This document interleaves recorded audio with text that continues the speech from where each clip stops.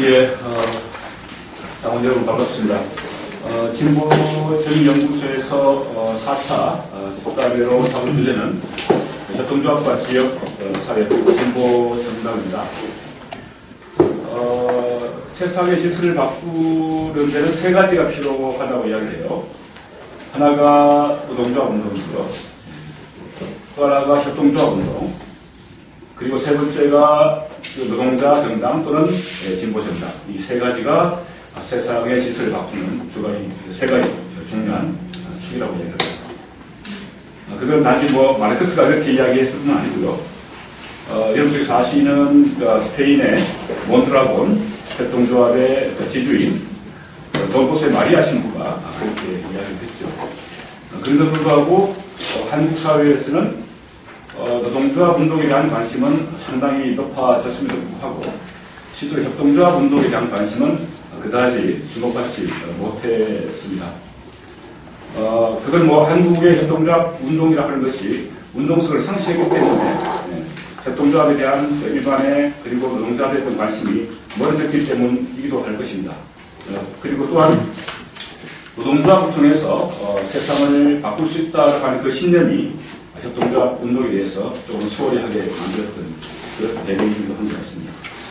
최근에 협동조합 운동에 대한 관심이 상당히 높아지고 있습니다. 그래서 이 협동조합이 과연 세상을 바꾸어 나가는데 얼마만큼 중요한 역할을 하는 것에 대해서 우리가 좀 더 깊이 있게 살펴봐야 될 것 같습니다. 오늘 강의를 해주실 분은 김성진 교수님이신데요. 성공회대 사회학부 교수로 계시고요. 제가 요책을 가지고 왔는데 사회주의와 협동조합 운동이라는 책을 썼습니다. 혁명 전후 러시아의 국가와 협동조합 1905년에서 1930년에 러시아에서 벌어졌던 협동조합에 대한 논의와 실제로 실천 사례들을 모아놓은 책입니다. 꼭 한번 읽어봐 주십시오. 조금 비싸긴 해요. 33,000원입니다.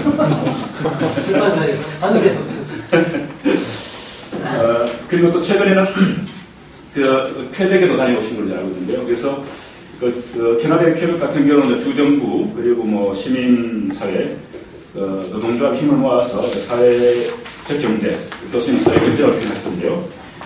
표현나가는 그랬던 퀘벡 모델을 펼쳐나가고 있는데 그 모델에 좀 주목하고 박원순 시장에게도 퀘벡 모델을 좀 주목하라 그렇게 말씀하셨던 적이 있습니다. 김성진 교수님의 강의를 듣고요. 오늘 개인적으로 제가 조금 바쁘고 피곤한 날입니다. 새벽 4시 반에 일어났어요. 제가 좀 아침 늦잠을 자는 스타일입니다.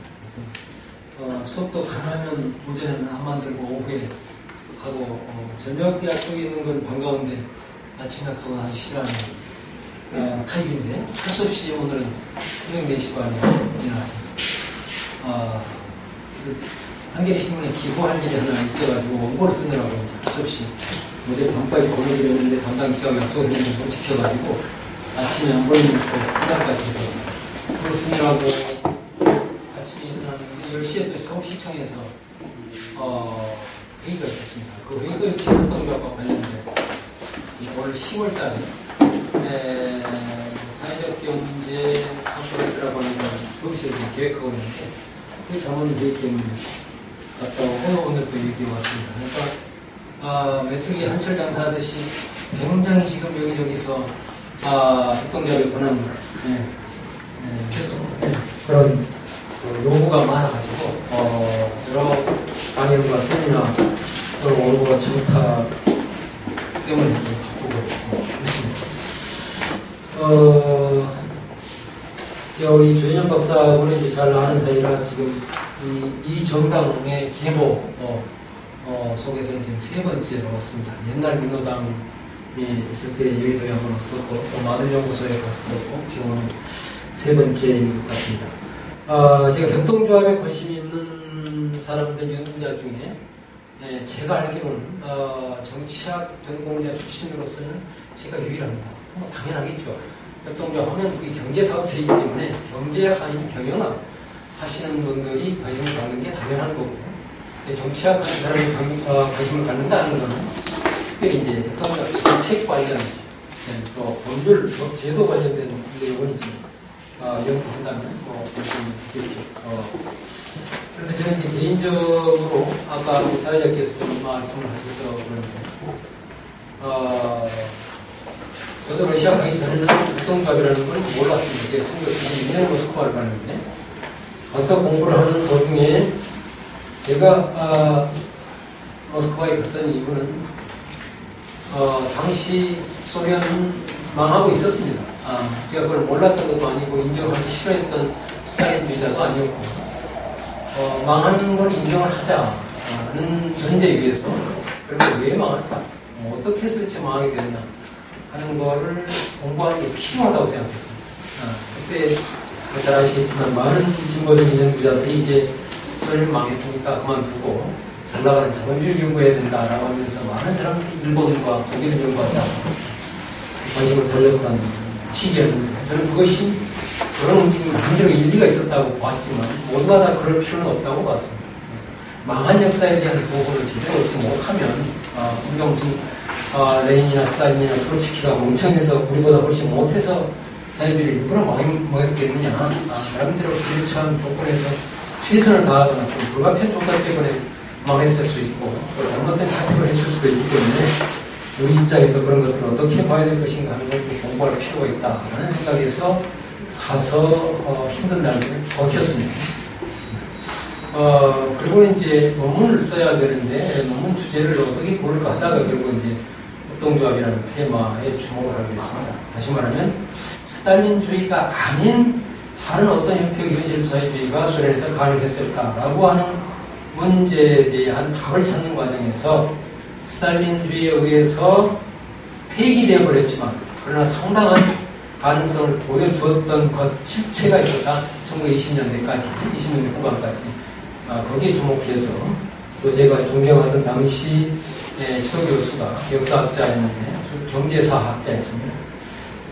그 양반이 또 협동조합에 대한 많은 저서를 남기고 그래서 그 양반 밑에 들어가서 공부를 하게 되면서 협동조합에 대해서 본격적으로 공부를 하기 시작했는데 독학이었죠. 그때 국내에 나와 있는 책으로는 지금 최근에 다시 재판이 나왔습니다. 우리 금성호 씨의 놈들하고 해서 배우자라고 하는 책이 그때 이제 막 번역이 되는 상황이었고 잠시 운동권의 반향을 일으켰지만 그 다음에 다시 또 그냥 그 찾아들었습니다.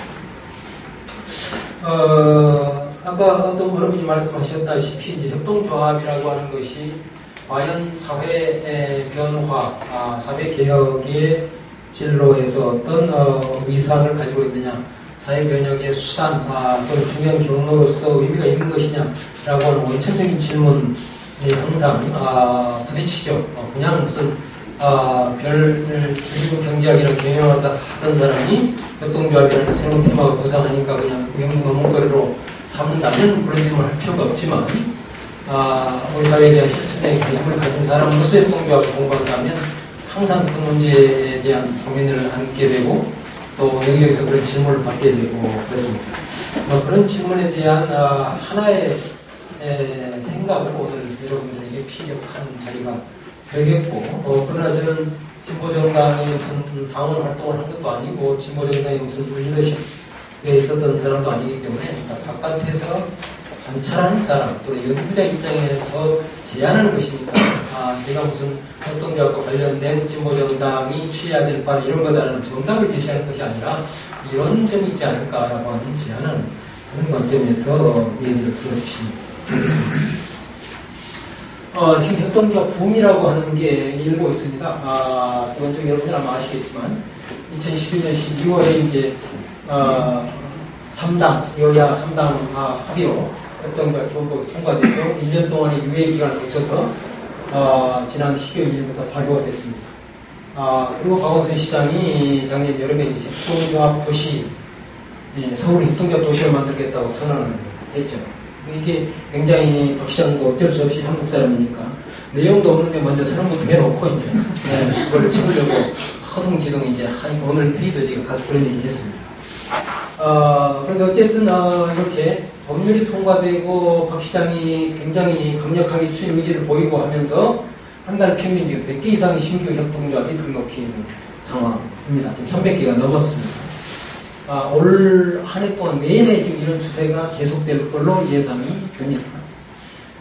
내년부터는 조금 이제 속도가 낮아지겠죠. 그리고 수많은 시민단체나 각급 공공기관, 구청, 공공도서관, 언론기관, 학교 등등에서 협동조합 강좌가 계속 열리고 있습니다.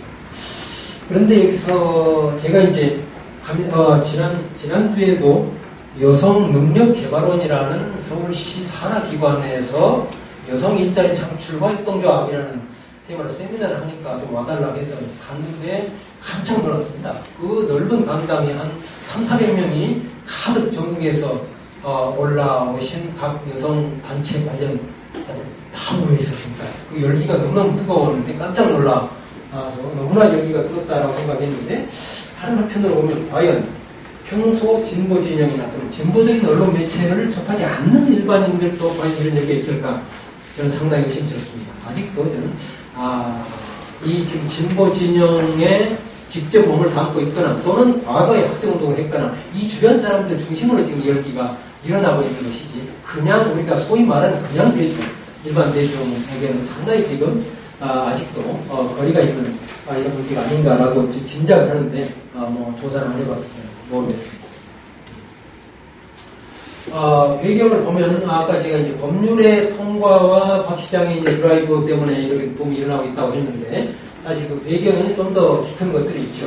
아시다시피 1980년대 한 사람이 80년대 중반에 출범했고 아이쿠이 이제 90년대 지금 아이쿠는 혹시 모르시는 분 계실지 모르겠으나 자연드림이라고 하는 브랜드를 지금 굉장히 적극적으로 사업을 하고 있는 협동조합 올해 여성님의 등등 이제 4대 협동조합 생협이고요. 그다음에 인드라만 같은 조그만 생협들도 있습니다.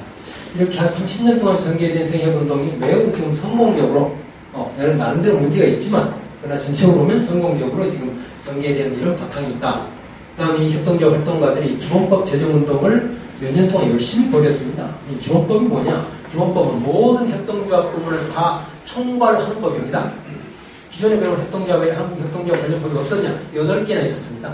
농협법, 신협법, 무슨 여변처법, 이런 식으로 8개나 있었는데 각 개별 부분만을 규제하는 법률이다 보니까 전체 기존 개별법에 포괄될 수 없는 새로운 분야, 업종이라든가 또는 부분 간의 어떤 법정의 충돌이라든가 이런 문제가 있을 수가 있는 거고 또 하나는 최소 30명에서 300명 정도가 인원이 모여야만 협동조합을 만들 수 있었습니다. 그런데 이번 기본법의 가장 진보적인 의미는 뭐냐면 4~3명만 모이면 협동조합을 만들 수 있겠다고 하는 협동조합의 진입장벽을 아주 크게 낮춰놓은 게 대표적인 진보적인 의미를 갖습니다. 물론 유럽이나 북미 등 근대 협동조합이 우리보다 더 많이 발전된 곳에서는 3명입니다. 기본적으로 3명만 모이면 협동조합을 결성할 수 있다고 했으니까 앞으로 이 기본법이 가진 한계와 문제점을 앞으로 좀 개정해야 되는데 그때는 3명 선수를 낮추는 것도 중요한 과제 중에 하나입니다.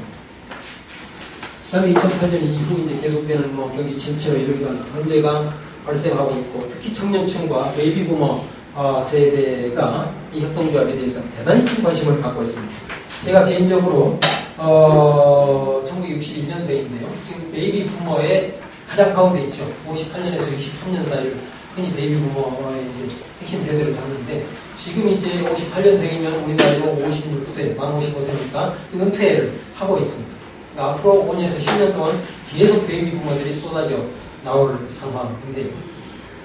제가 무슨 이제 친구들은 개인적으로 사적인 자리에 가가지고 어떻게 술 한잔 마시다가 협동조합 얘기를 하다 보면 그 자리에 모였던 5~6명 친구들 다 귀를 쫑긋 하고 그게 뭐냐고 나도 같이 하자고 출자하겠다고 나 좀 뜯어달라고 이렇게 얘기를 합니다. 만약 3~4년 전에만 제가 그 얘기를 꺼냈어도 저 친구 그런 데 관심 있나 보다 하고 그냥 지나가 버렸을 그런 친구들인데 물론 옛날에 다 같이 학생운동하고 또 나름대로 생각을 가지고 사는 친구들이지만 협동조합에 대해서 특별히 관심이 없었죠. 그런데 이런 사회적 분위기가 형성되고 자기가 이제 곧 은퇴할 시기가 다가오니까 그러나 특별히 준비되거나 계획된 건 없고 하니까 협동조합 계속 이 신문에서 보도를 하고 하니까 바로 그거 한번 해보자. 저 친구가 그걸 공부하는구나. 그럼 같이 한번 해볼까라는 생각이 아주 적극적으로 크는 그런 경험을 여러 번 가졌습니다. 그다음에 뭐 이런 정책적인 게 있고 또 언론의 적극적인 보도가 작용해서 되는 것입니다.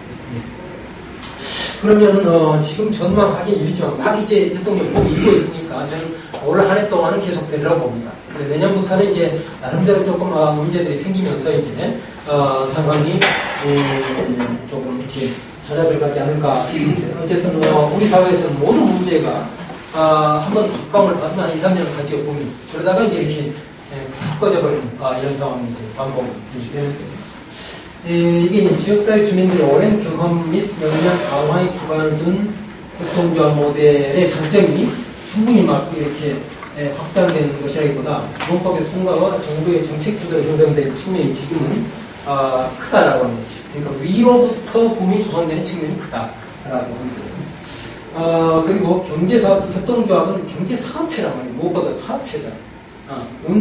협동조합 운동이면서 동시에 기업인데 이 기업을 잘 못하면 운동의 의미가 상실되는 거죠. 그래서 경제사업체로서의 협동조합의 운영을 위한 사전 준비나 교육, 전문의 인력, 대응 전략 이런 것들이 미비하기 때문에 다수 조합들이 단기간 경제로 폐업할 가능성이 크다. 그렇게 보고 있습니다. 그래서 수많은 시민단체나 진보진영에서 협동조합에 관심을 갖는 것은 좋은 일이지만 그러나 섣불리 협동조합을 만들어가지고 운영하는 것을 매우 신중할 필요가 있다라는 그런 생각이 듭니다. 참고로 퀘벡의 협동조합을 좀 연구하고 있는데요. 생존율 조사를 해보면 일반 사기업보다 평균 2배 높은 생존율을 보여줍니다. 5년 후, 10년 후를 비교해봤어요. 일반 사기업 주식회사하고 협동조합하고. 그랬더니 협동조합이 2배 더 높더라는 거죠. 5년 후에는 60 몇 프로, 10년 후에도 44%가 이렇게 돼가지고 높습니다. 그러나 저거는 전체적으로 평가했을 때 그렇지 모든 부문의 협동조합이 다 사기업보다 생존율이 2배 높다는 것을 의미하는 것은 아닙니다. 그런데 건설업이나 조선업이나 이런 데서 협동조합이 사기업보다 생존율이 높을 수가 없습니다. 그러니까 협동조합이 장점을 발휘하는 생존율이 높은 영역이 있고 그렇지 못한 영역이 있는 것이요. 우리가 자본주의 시장경제 체제 내에서 활동을 해야 되기 때문에 그런데 협약은 법적으로나 사회적인 신뢰도의 측면에서나 모든 점에서 또는 이제 사회적 금융 체제의 뒷받침에서나 한국 사회보다 훨씬 양호합니다, 조건이. 그런데 2배라고 한다면, 한국 사회에서는 아마 일반 사기업하고 별로 생존율이 차이가 없는 그런 식으로 나타날 겁니다. 제가 작년인가 신문기사를 보니까, 한 해 자영업이 한 해 평균 60만 개가 생기는데 58만 개가 몇 년 안에 망한다고 그런 기사를 본 적이 있습니다. 그런 식의 어처구니없는 그런 대실패 사례가 협동조합에서 발생하지 않아야 할 텐데 걱정되는 바가 있습니다.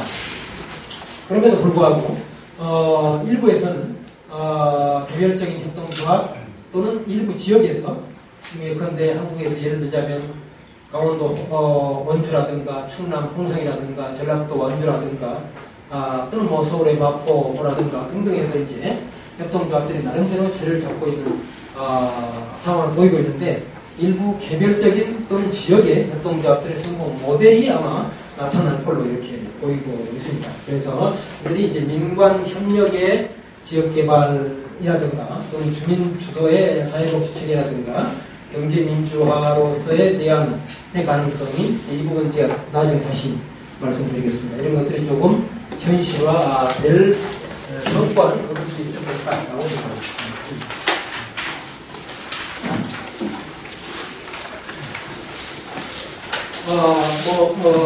기본적으로 다 아시겠지만, 그럼에도 불구하고, 사실은, 기본부터 시작하는 게 굉장히 중요한데,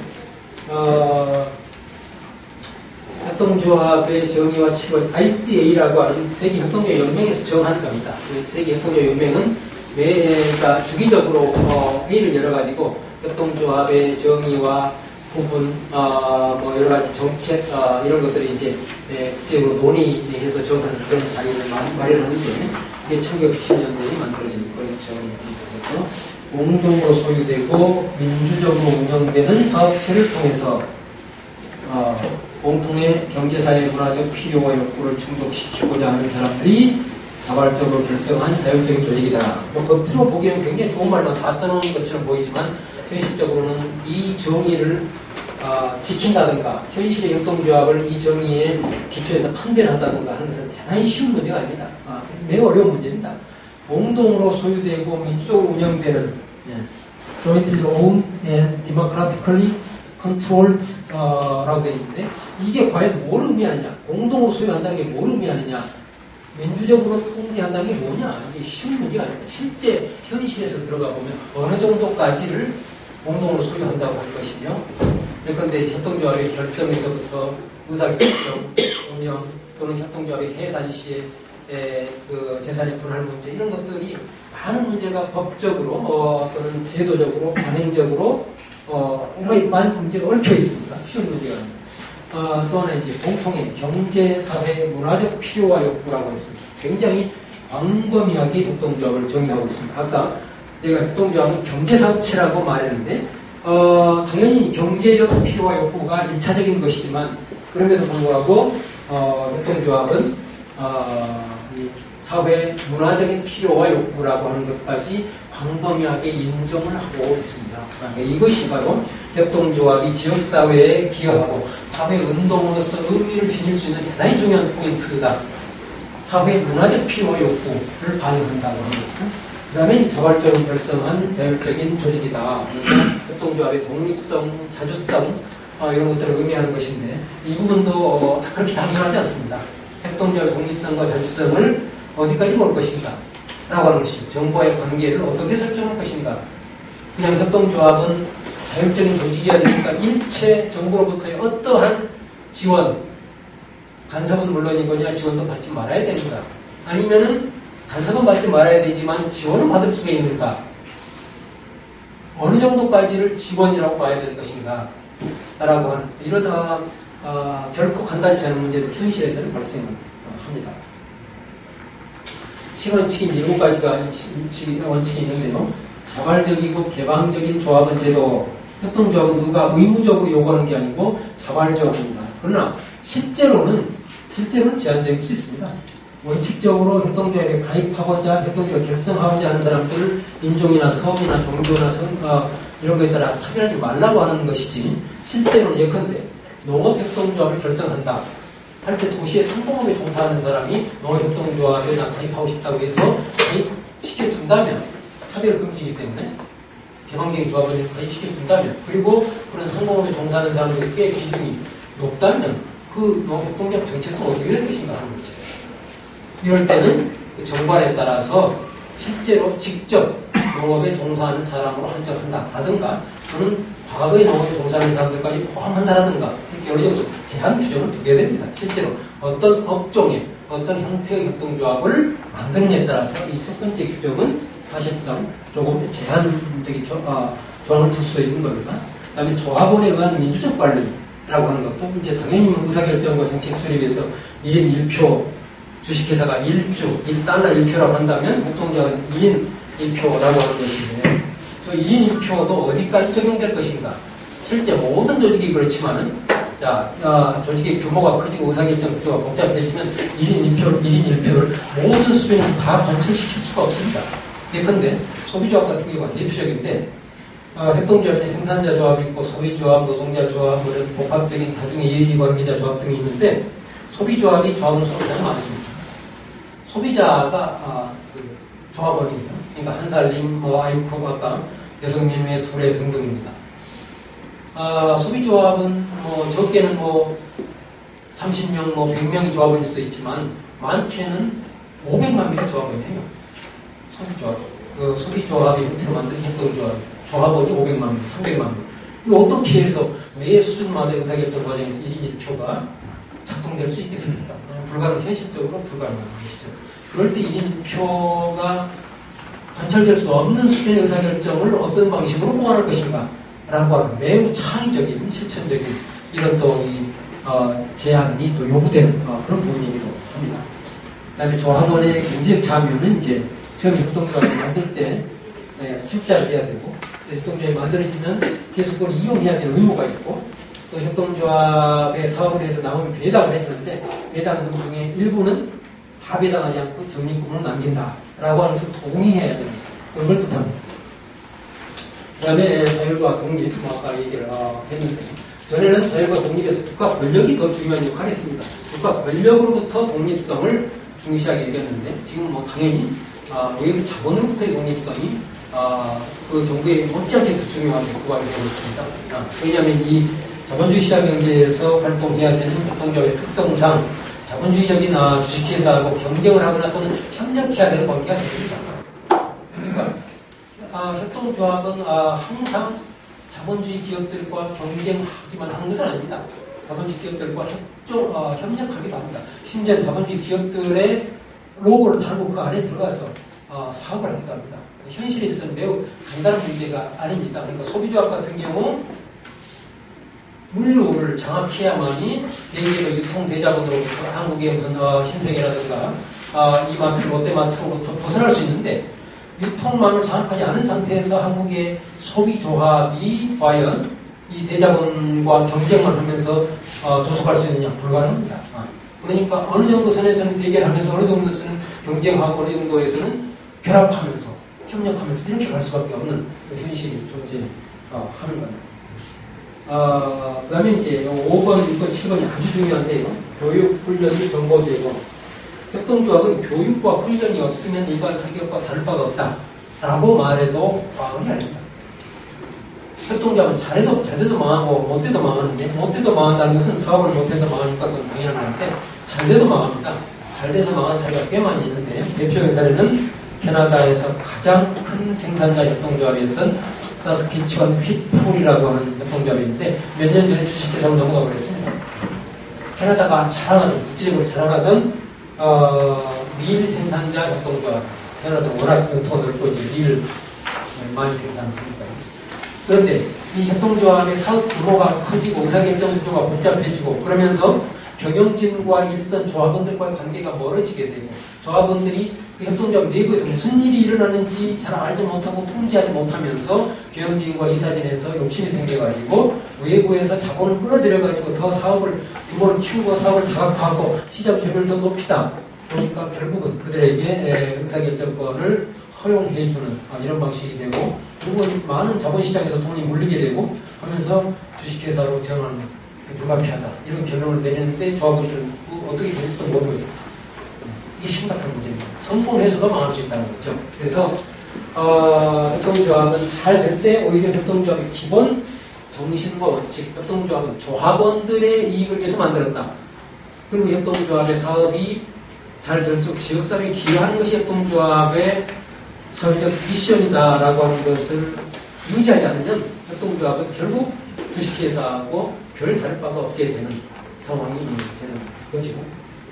그 다음에 협동조합, 간협동이라는 원칙인데 업종별로도 생산자 조합과 소비자 조합 또는 뭐 소비조합과 금융보험의 협동조합 이렇게 협동할 수도 있고 지역별로 강원도의 협동조합과 서울의 협동조합이 협력할 수도 있고 전국적인 연합회, 국제적인 연합체를 만들 수도 있습니다. 협동조합과 협동은 기본적으로 협동조합 단위 협동조합 또는 단일한 협동조합은 규모가 너무 적고 시장 점유율이 작기 때문에 결국은 그런 규모의 경제를 이루기 위해서는 협동조합 간협동을 통해서 그 규모 경제를 이룰 수밖에 없다라고 하는 측면이 현실적인 요구의 측면이 하나 있고 또 하나는 협동조합, 수많은 협동조합, 수십 개, 수백 개가 결성돼서 활동하다 보면 자기들끼리 싸울 수가 있습니다.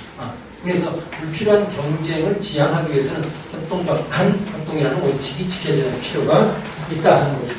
그러니까 예컨대 한 사람이 잘 사업을 하고 있는데 거기서 아이크이 뛰어든다고 하는 것은 윤리적으로 협동조합 업계 내에서 용인될 수가 없는 거죠. 그 다음에 지역사회에 대한 기여는 이제 조합원들에 대한 배당이 일차적인 것이고 조합원들의 수요를 충족시켜주기 위해서 협동조합이 만들어졌지만 그런 협동조합이 계속 진화하고 있습니다.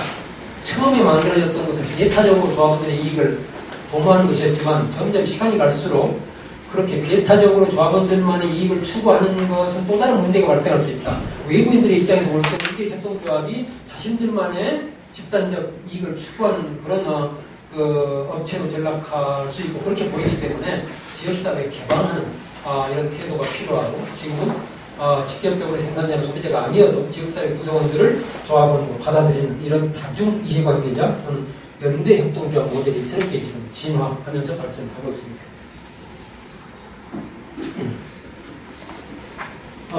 그래서 이제 우리가 오늘 지역사회와 협동조합을 얘기할 때, 이 친원칙 중에서 협동조합, 반협동, 또는 그 다음에 이건 길게 얘기하지 않겠습니다. 지역사회에 대한 기여, 이런 것들을 이제 염두에 두면서 얘기해보자 하는 취지에서 제가 서울적으로 얘기를 한 겁니다. 그래서 지역사회에 대한 협동조합 기여라는 게 뭘 말하는 거냐라고 하는 거죠. 구체적으로 말하면 한 세 가지 정도로 얘기할 수 있겠다 하는 겁니다. 지역 주민의 자활, 자치력을 증대시키는 이런데 협동조합에 기여해야 된다. 협동조합이 여러 가지 형태가 있는데 그중에 금융 부분의 협동조합을 신용조합이라고 해요. 크레딧 유니언이라고 하고 그게 규모가 커지고 업무가 복잡해지고 이런 시중 상업은행처럼 그렇게 되면은 그걸 협동조합은행 이렇게 부르기도 합니다. 그렇지만 신용조합이나 협동조합은행이나 본질적으로 같은 뜻이고 얼마나 어느 정도의 업무의 복잡성이나 사업의 내소 이런 것들을 따져서 편의적으로 이렇게 구분해서 분류는 합니다. 어쨌든 이 신용조합이 이 지역사회에서 서민금융 에게 편의를 제공하는 거죠. 서민들이 계속 이 저축은행이라든가 또는 이 보리대금업에 시달린다거나 또는 시중사업은행에 가서 홀대를 받는다거나 높은 이자를 물는다든가 그런 차원 문제가 있기 때문에 그렇다는 거죠. 그러니까 이 신용조합을 보면은 이 신용협동조합이라고 하는 것이 가진 실물경제에 대한 기여, 의미라는 것을 다시 한번 확인할 수 있습니다. 무슨 얘기냐면 신용조합의 업무는 가장 기본적으로 저축과 대출입니다. 지역사회 조합원들의 예금을 받아가지고 그 자금이 필요한 사람들에게 대출해주는 게 신용조합의 가장 기본적인 업무입니다. 최근에는 이제 법이 허용하는 한대 내에서 아주 부분적으로 보험을 취급할 수 있게 됐습니다. 이게 신용조합이 하는 영역이 전부입니다. 특히 우리나라 신용조합법은 굉장히 지역적으로 제한을 해놔가지고 지금 문제인데 이것도 앞으로 좀 풀어야 될 필요가 있습니다. 박정희 때 만든 새마을본부는 훨씬 더 활동 범위가 넓은데 신용조합이 일부러 제한시켜놨어요. 그러니까 예컨대 성공회대학교가 있는 원수역의 주변에서 신용조합을 만들었는데 바로 지하철 환정거장 건너서 부천에서 영업을 할 수가 없습니다. 시군으로 제한해놨어요. 이렇게 이걸 풀어야 됩니다. 어쨌든 이렇게 이제 신용조합이 제 역할을 하면 정말로 자금이 필요한 소규모 또는 중규모 정도의 자금이 필요한 서민들에게 제대로 된 금융기관의 역할을 할 수가 있죠.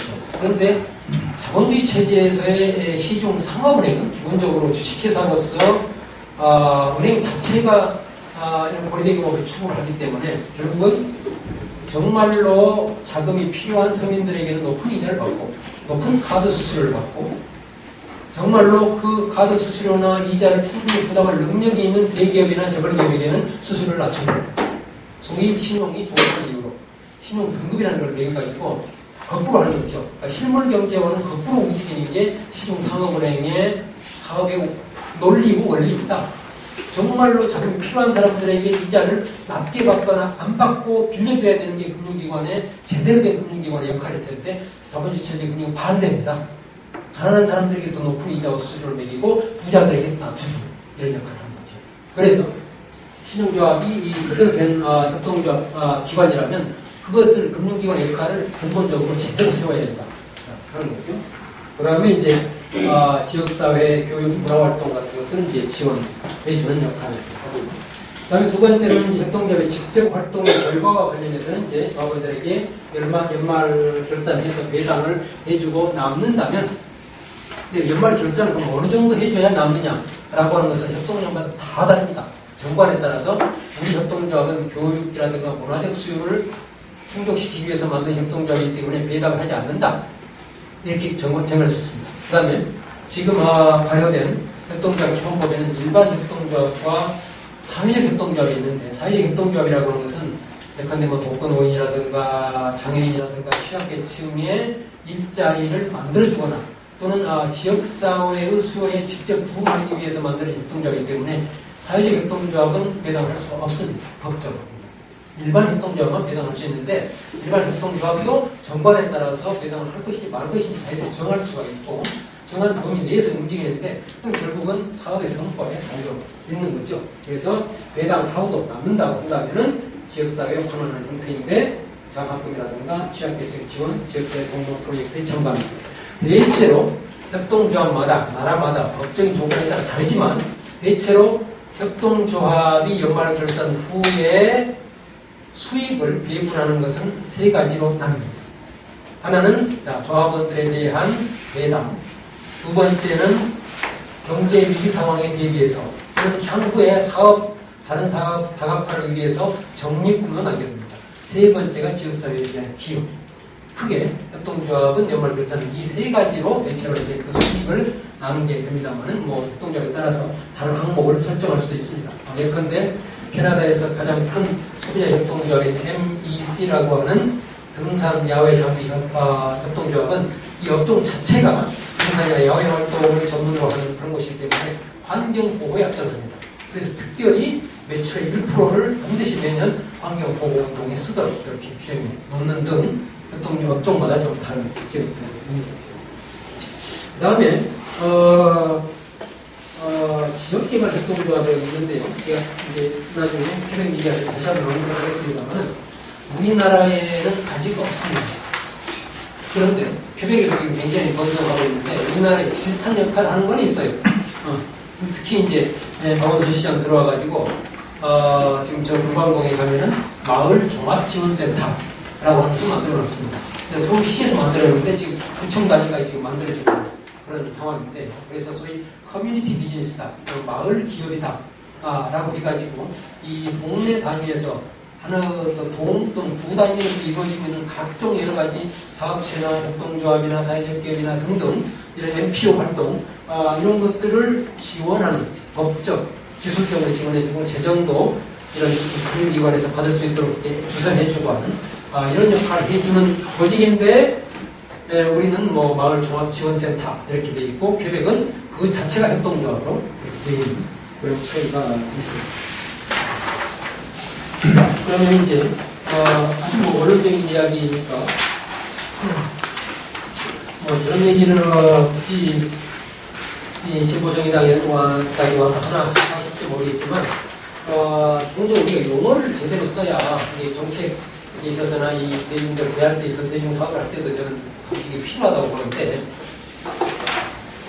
지역사회와 협동조합, 지역개발과 협동조합이라고 할 때 그게 구체적으로 어떤 수준에서 우리가 봐야 될 것인가라고 하는 그런 문제가 있습니다. 그래서 우리가 흔히 지역이라고 말할 때는 그냥 커뮤니티나 로컬 또는 좀 더 범위가 넓어지면은 영어로 이제 리전이라고 하는 이걸 이렇게 지역이라고 표현할 수가 있겠는데 우리가 이제 지역보다는 사실 지방이라는 말 더 많이 쓰죠. 서울과 지방, 뭐 지방정부, 뭐 지방에서 활동한다, 뭐 이렇게 많이 쓰는데 사실 지역은 대단히 수평적이고 동일한 개념이고 지방은 대단히 이제 수직적이고 공급적인 개념인데 물론 일반 대중들 보통 일상 생활할 때는 섞어서 상관이 없지만 우리가 정책적 수준에서는 사실 좀 구별해서 쓸 필요가 있다 하는 그런 생각이 듭니다.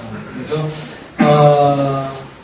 주민들의 일상생활 및 자치의 단위 또는 영역으로서의 지역과 행정 단위로서의 지방, 중앙과 지방이라는 걸 좀 구별해서 쓸 필요가 있다라고 하는 생각입니다. 어쨌든 현실적으로 무슨 협동조합 운동을 하건 또는 무슨 사회운동을 하건 현실적인 사업과 실천의 단위로서 말할 때 지역은 대체로 시군, 부, 영어로는 municipal이라고 할 때는 시군구를 의미하는 그런 걸 되어 있습니다. 그 다음에 개발과 발전이라는 말, 결국은 영어로는 다 디벨롭먼트인데 사실은 하나의 이 언어가 다른 언어로 정확하게 번역이 안 되잖아요. 뉘앙스의 차이가 있으니까. 그게 같은 디벨롭먼트지만 그러나 우리가 한자말로 번역을 할 때는 사실 뉘앙스의 차이가 있습니다. 그래서 개발을 할 때는 대체로 양적인 개념이고 수치로 나타나는 GDP다, GNP다, 성장률을 말하는 것이고 발전이라고 하는 것은 질적인 개념인데 우리는 개발이라고 말해야 되는데 발전이라고 그냥 섞어서 있는 게 많이 많습니다. 경제 발전이라는 말을 그냥 많이 쓰는 거죠. 그래서 박정희 때 경제 발전은 잘 됐지만 인권은 하나다 이런 식입니다. 근데 과연 박정희 때 경제 발전이 잘 됐나? 우리 다시 생각해 볼 필요가 있습니다. 경제 개발이 잘 됐지만은 경제 발전이 잘 됐나? 경제 발전이 잘 됐으면 지역별로 계층별로 골고루 혜택이 돌아갔어야 경제 발전이 잘 되는 게 아닌가라고 한번 질문할 필요가 있다 하는 거죠. 그 다음에 이제 지역개발과 관련해서 전통적 접근, 이런 토목사 위주고 결국 여러분들이 관심을 가질 부분이 역시 전통적인 이런 지역개발이라고 하는 것은 보수정당이 지역적 기반을 확대하는 거죠. 서민층을 다 쓸어버리고 뉴턴을 만들면 대부분 한나라당, 새누리당의 지지로 가는 뭐 그런 경우를 우리가 많이 봤습니다. 물론 그렇지 않은 부분도 있죠. 그 다음에 이제 혁신적 접근이라고 해서 최근에 이제 소위 이 소셜 이코노미, 사회적 경제와 관련해서 지역 개발 또는 도시 혁신, 도시 재생, 특히 뭐 서울시에서 관심을 갖는 부분입니다. 이럴 때 이제 혁신적 접근인데, 이거는 이제 위로부터 일방적 자원 투입이 아니라 주민의 필요가 실제적으로 무엇인가를 조사를 해가지고 주민들의 필요를 듣고서 그거를 이제 고치는 방식, 주거 및 생활환경 개선을 하는 것입니다. 같은 하부 구조, 같은 하드웨어의 개선이라고 할지라도 그 방식이 조금씩 다르다는 거죠. 그 다음에 이제 주체가, 지금 여기서는 뭐, 이 대기업이라든가 정부인데, 여기서는 이제 활동가라든가 중간 지원법이라든가 자원봉사자 등 지역민이 주도해서 사회복지 전달 체계를 이제 바꾸는 이런 방식이 되겠고, 그리고 이제 원론적으로 말하면 주민주권이 실현되는 지역생활 복지를 확보하는 것이기 때문에, 따라서 이게 결국 지역공동 지역의 신뢰 문화와 사회적 자본을 육성하고 진보정당의 지역사회 기반의 잠재력, 지역사회 기반을 곧바로 연결시킨다고 말하기 힘들죠. 그래서 이거 이제 잠재력이라는 표현. 그러면 한국의 협동조합이 역사적으로 지역개발, 그리고 지역사회와 어떤 연관을 맺어왔는가를 잠시 제가 역사적으로 간추린 다음에 현실적 얘기를 해보겠습니다. 1960년대, 70년대 신협운동이 굉장히 활발하게 일어났습니다. 아마 지금 좀 제가 드신 분들 60대, 70대 분들에게 아마 대화하실 기회가 있었으면 들으셨을지 모르겠는데 60년대와 70년대 신협운동이 굉장히 진보적인 사회운동의 하나였습니다. 그러니까 그 이후로 그냥 노동운동이 사회운동의 중심이 되다 보니까 그걸 잊어버렸는데 사실은 50년대 말에서 60년대 초에 진보적인 지식인들이 신협운동에 많이 운동권으로서 뛰어들었다 하는 겁니다. 그렇게 해서 1970년대까지 한국의 신협운동은 굉장히 건강하게 운동성을 가지고 협동조합으로서 발전을 했습니다. 그렇게 해서 아시아 각국에서 한국의 신협운동을 배우러 다 연수를 왔습니다. 지금 한국에서 다 외국 뭐 볼로냐를 보러 간다, 몬드라곤 보러 간다, 큐벡 보러 간다 나가고 있지만 70년대는 다 아시아 각국에서 한국의 신협을 배우러 왔습니다. 한국 신협중앙회장이 아시아 신협연합회 회장을 몇 년씩 하고 그럴 정도였습니다. 그러던 게 이제 80년대 들어오면서 이 신협을 경영하던 사람들이 이제 기존의 시중 상업은행 방식으로 이제 영업 위주로 이제 이렇게 사업을 진행하면서 이 신협의 협동조합의 정체성과 정신을 상실하게 되고 결국 90년대에 넘어오면서 이제 IMF를 만나가지고 국제금융을 받게 되면서 그냥 부실을 한 게 많이 이제 생겼어요. 80년대를 통해가지고 너무 협동조합 부실 준비가 안 된 협동조합 정신을 갖지 않은 사람들이 여기서 신협을 설립해가지고 운영하다 보니까 결국 최근에 전축은행처럼 그런 사태가 벌어졌습니다. 그러니까 공적 자금이 투입되니까 당연히 반칙의 계산이 되고 그래서 지금은 그냥 우리가 신협하면 그냥 제2금융권의 하나라는 일반적인 인식이 생겨버린 안타까운 상황이었습니다. 신협과 일반 시중은행이 시중상업은행 서로 다른 별개의 모델로서 대등하게 이렇게 서로 다른 모델로서 이렇게 인식이 돼야 되는데 그게 아니라 시중상업은행이 정상적이고 주류 금융기관이고 신협은 저 뒤에 있는 제2금융권이라는 이 잘못된 이런 분류법 그런 인식이 좀 생겨나게 됐습니다. 그래서 이제 이 신협이 운동성을 가지고 있는데 그 운동성이라고 하는 게 결국 지역 주민들의 사회경제적 필요를 수용했기 때문에 그리고 거기에 이제 사회운동의 개념을 가지고 뛰어든 지식인들이 있었기 때문에 가능했던 것인데 한국의 신협운동은 다른 나라의 경우 몬드라곤도 마찬가지인데 아까 말씀드렸지만 호세 마리아 신부가 이제 몬드라곤을 처음에 5명의 노동자와 함께 작은 나를 공장을 만들어서 지금 이제 이렇게 성장을 했는데 몬드라곤이 이렇게 성공할 수 있었던 요인 또는 배경이 뭐가 있냐 여러 가지를 줄 수 있는데 그 중에서 우리가 빠뜨리지 않으면 안 될 것은 자체 내에 몬드라곤 협동조합 복합제 내에 신용조합을 가졌다는 사실입니다.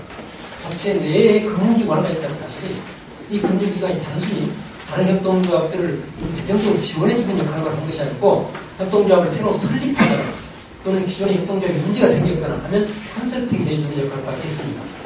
충분히 그럴 수 있는 거죠. 돈을 쥐고 있으니까 돈을 제대로 지원을 해야 되니까 제대로 지원하려면 지원되는 대상에 대한 업체를 제대로 파악을 해야겠죠. 피해손 리스크를 줄여야 되는 거니까. 그런 의미에서 이 몬드라곤도 그랬지만 어쨌든 한국의 신협운동도 카톨릭에서 먼저 시작했습니다. 그래서 1960년 바로 4.19가 나던 바로 그 해 부산에서 메리가벨 수녀라고 하는 미국 출신의 한 수녀가 50년대 부산에서 활동을 하다 보니까 이 전쟁이 끝나고 너무나 비참한 한국 사람들 보면서 어떻게 이 사람들에게 자활을 할 수 있겠는가 하다가 자기가 들었던 신용조합이 생각나가지고, 그러나 자기는 신용조합에 대해서 잘 모르니까 저 캐나다 저 대서양 같은 머리 노바스코시아라고 하는 데 가서 2달 동안 가서 연수를 하고 와서 자기가 직접 해서 부산에서 만들었습니다. 그럼 그것이 굉장히 고용하기 잘 됐어요. 그런데 그거 이제 그 중에서 이게 부산 경남 지방으로 막 퍼져나가는데 그 중에 경남 지방에서 신용조합을 하던 사람들 몇 명을 끌어들여서 박정희가 새마을 공고를 만들어버린 겁니다. 신용조합 이게 굉장히 자주적이고 운동성을 끼고 확장되니까 이걸 그대로 둬서는 안 되겠다 생각해서 대항마를 이제 만들어 놓게 되고 훨씬 새마을 공고를 훨씬 더 자유롭게 신용조합의 원리를 그대로 갖다 놨는데 신용조합보다 더 자유롭고 그러나 단치가 통하게 이렇게 만들어 놓은 게 지금 새마을 공고입니다. 그 다음에 서울에서 또 하나, 그 메리가벨 수녀와는 아무 상관이 없이, 서로 연락이 없이 장대희 신부라는 분이 또 서울에서 똑같은 생각을 가지고 또 똑같은 노바스코시아 가가지고 1년 동안 공부를 하시고 돌아와서 서울의 중앙시험을 만들었는데 유감스럽게도 얼마 못 가서 뭐 여러 가지 내분이라든가 문제 생겨서 그런 오래 가지 못했습니다. 그렇게 해서 당시 60년대, 70년대에는 이 서민들이 고리대금을 사용하지 않고서 안정적인 금융기관을 이용해야 될 필요성이 절실했기 때문에 지금처럼 이 금융상품이 다양화되지도 않았었고 막 시골처럼 그렇게 시골을 많이 파야되지도 않았었기 때문에 신용조합의 역할이 굉장히 중요했습니다. 그래서 그 역할을 충실하겠다 하는 겁니다. 그런데 이 신협이 아직도 운동성을 가진 신협은 전국에 지금 몇 개 안 되니까 서울 성동구의 농골 신협을 비롯해서 원주의 밝음 신협 등등 다섯 손가락. 지금 한국의 농협이 전국적으로 900개가 넘는 지점이 있는데 다섯 손가락 정도 안에 드는 농협만이 건전하게 영업하는 것처럼 10년도 지금 그런 상황입니다. 나중에 제가 다시 한번 말씀드리겠습니다. 그 다음에 80년대 이후 아까 말씀드린 한살림을 비롯한 생협운동이 안전한 먹을거리와 또 지역 생산자의 보호라고 하는 가치를 내걸고 급속도로 지금 성장하고 있습니다. 한살림의 지금 조합은 한 30만 정도. 그 다음에 아이컵 조합원이 지금 한 25만 정도 급속도로 커져나가고 있는데, 지금 매출 규모도 한살림이 한 2,000억에서 2,500억, 아이컵 자연드림이라는 마크를 달고 전국에서 지금 매장을 급속도로 늘리고 있는 아이컵이 작년 기준으로 매출이 3,000억이었습니다. 그런데 이 CEO 굉장히 경영력이 탁월하다는 칭찬도 듣고 또 우려도 비난도 듣는 이 친구의 아주 자신 있는 전망인데 앞으로 10년 동안 아이컵의 매출을 1조 5천억으로 늘리겠다는 야심찬 계획을 가지고 있고 제가 보건대는 그게 실현될 가능성이 아주 높습니다. 한국 사회 조건이나 지금 봤을 때 어쨌든 앞으로 생겨 굉장히 그 비중이 한국 사회에서 커지고 이런 유통대자본, 농식품 자본과 대항할 수 있는 그런 세력으로 앞으로 10년 내에 성장할 가능성이 꽤 크다 저는 그렇게 보고 있습니다. 90년대 이후에는 이제 마을 만들기, 특히 마포의 성미산 마을을 중심으로 한 일부 이제 그런 중산층 또는 서민층에서 스스로가 이제 커뮤니티를 만드는 그런 성공적인 사례들이 전국적으로 서울, 부산, 원주, 홍성 등등 몇몇 사례들이 보여지고 있습니다. 그다음에 이제 최근에 협동조합법이 돌고 있고요. 그래서 협동조합과 관련해서는 제가 이제 중요한 도전 과제로 앞으로 보는 게 두 가지인데, 하나는 기존의 협동조합, 농협과 신협을 어떻게 개혁할 것인가. 지금 역사가 벌써 50년, 60년이 되고 엄청난 인적, 물적 자본을 가지고 있기 때문에 저걸 우리가 저거 타락했다, 문제가 있다, 무시할 것만 아니다. 그렇죠? 최대한 개혁할 수 있는, 밖에서 저도 혼자 두고서 개혁하는 가정이 안 되는 거죠. 그러니까 밖에서 압력을 넣어야만이 내부에서 좀 그나마 괜찮은 생각을 가진 사람들이 내부 자정운동을 벌일 수 있는 공간을 우리가 만들어줄 수가 있기 때문에 최대한 농업과 신협의 개혁운동을 벌이면서 다른 한편으로는 농협이나 신협이 아닌 새로운 협동조합 운동을 보여나가는 이 이중 투트랙으로 갈 수밖에 없다라고 합니다. 그래서 어떻게 이 엄청난 물적, 인적 자본을 가진 농협과 신협을 개혁해낼 것인가 라고 하는 게 중요한 과제의 하나로 보고 있습니다. 또 하나는 노동조합 운동조합입니다. 오늘 새벽에 일어나서 기사를 썼던 것도 이제 저는 그의 사례에 대해서 쓴 건데요.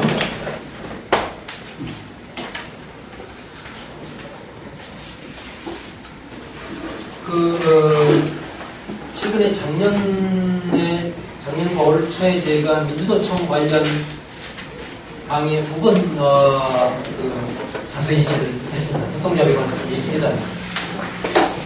작년에 일어난 일이 저 말고 다른 강사를 초청해서 민주노총에서 협동조합 관련해서 세미나나 강의를 했는지는 저는 모르겠습니다. 근데 이제 저 개인적으로 온 거는 지난 하반기하고 지난 겨울 2번이었습니다. 그러니까 민주노총 서울본부에서는 지금 협동복지사업단이라는 것까지 만들어가지고 상당히 협동조합과 관련된 사업을 해보겠다고 준비하고 있는, 그럼 뭘 어떻게 해야 될지 잘 모르겠다, 잘 안 잡힌다라고 고민하고 있는 그런 상황이었습니다. 어쨌든 한국의 주도적인 노조, 전국 수준의 노조 중에 하나가 가장 진보적인 성향의 노조가 협동조합에 관심을 가졌다고 하는 사실이 이제 상당히 고무적이고 반가운 일이라고 생각을 합니다. 그러나 이제 관심 정도에 어떻게 해야 될지는 지금 답을 아직 못 찾고 있습니다. 그래서 많은 사례에 대한 공부, 또 한국 현실적 조건에 대한 고려가 필요한 상황인데요. 그래서 일단은 지금 다른 나라 사례에서 협동조합과 노동조합은 어떤 관계를 맺고 있고 서로 어떤 상호 보완적인 역할을 하는가에 관한 자료 또는 정보가 우선 필요한 상황인데, 그래서 제가 지금 퀘벡에서 일어나고 있는 노동자 협동조합의 여러 가지 형태 중에 노동자 협동조합하고, 그 다음에 전국적인 조직 역량을 갖춘 중앙노조연합회가 사회연대기금 또는 다른 말로는 노동연대기금이라는 걸 통해 가지고 직접 기업들에 투자를 하면서 거기서 얻어낸 수익으로 노동자들의 은퇴, 연금 및 생활 조건의 개선에 직접적으로 기여하는 이런 방식이 있고, 또 하나는 이제 노동자 지분 소유 협동조합을 좀 복잡한 내용이 있는데, 어쨌든 그런 세 가지 모델이 지금 퀘벡에서 보여지고 있습니다. 그걸 제가 소개를 하는 기사를 쓰고 강의를 하고 있습니다만, 어쨌든 그런 부분에서 이제 한국의 노동조합, 민주노총이 과연 앞으로 협동조합과 관련해서 어떤 태도를 취하고 어떤 사업을 어떻게 벌려나갈 것인가 하는 게 저는 한국의 노동운동과 한국의 협동조합 운동에 대단히 중요한 의미가 있다, 이렇게 생각을 합니다.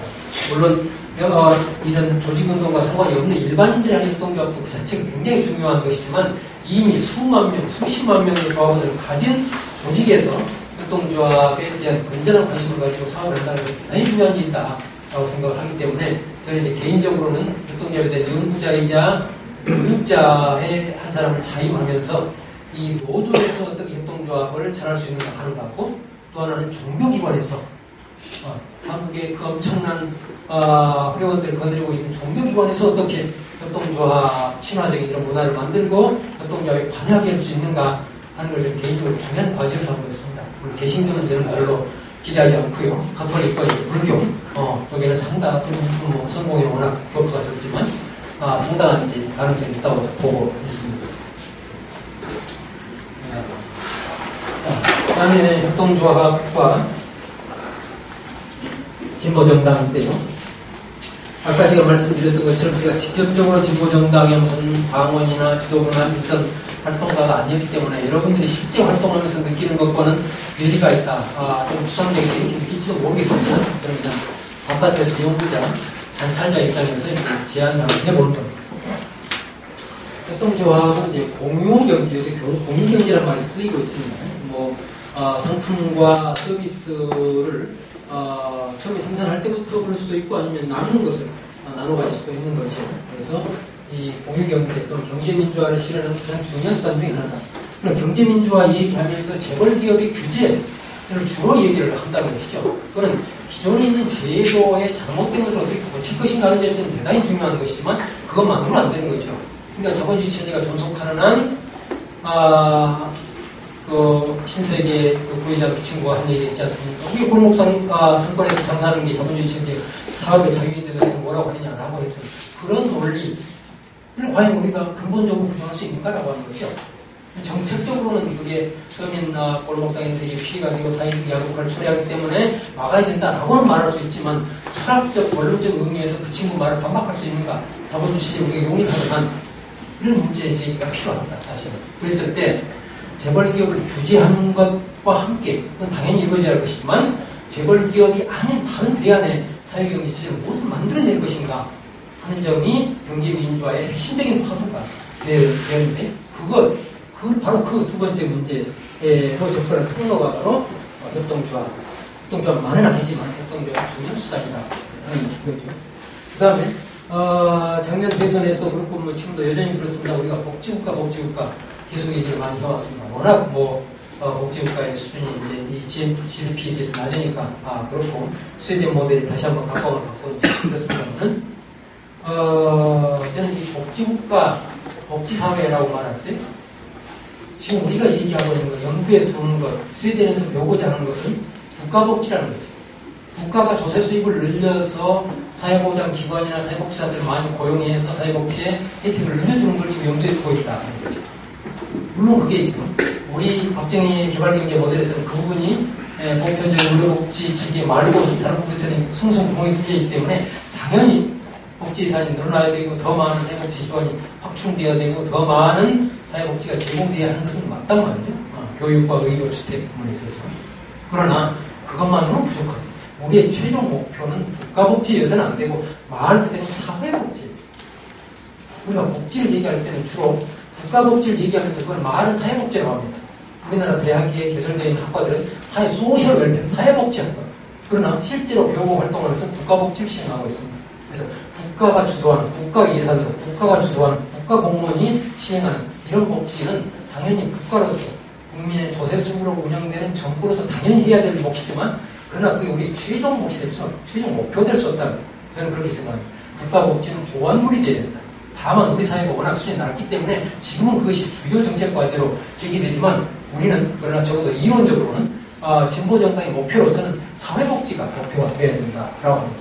그때 사회복지는 사회복지를 담당하는 기관, 단체, 조직, 이니셔티브 중에 하나는 협동조합이 담당할 수 있다 하는 거죠. 실제로 지금 캐나다의 퀘벡이라든가 이탈리아 등지에서는 또 몬드라곤도 그렇고 사회복지를 협동조합이 담당하는 이런 사례들이 나타나고 있습니다.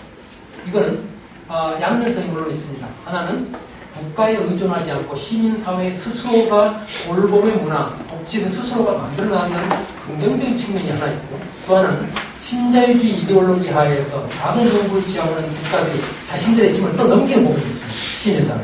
그러니까 그 부분에 대해서 이제 비판하는 급진적인 진영에서 그 부분을 비판하고 있는데 저는 이 두 가지 다 같이 가지고 있다.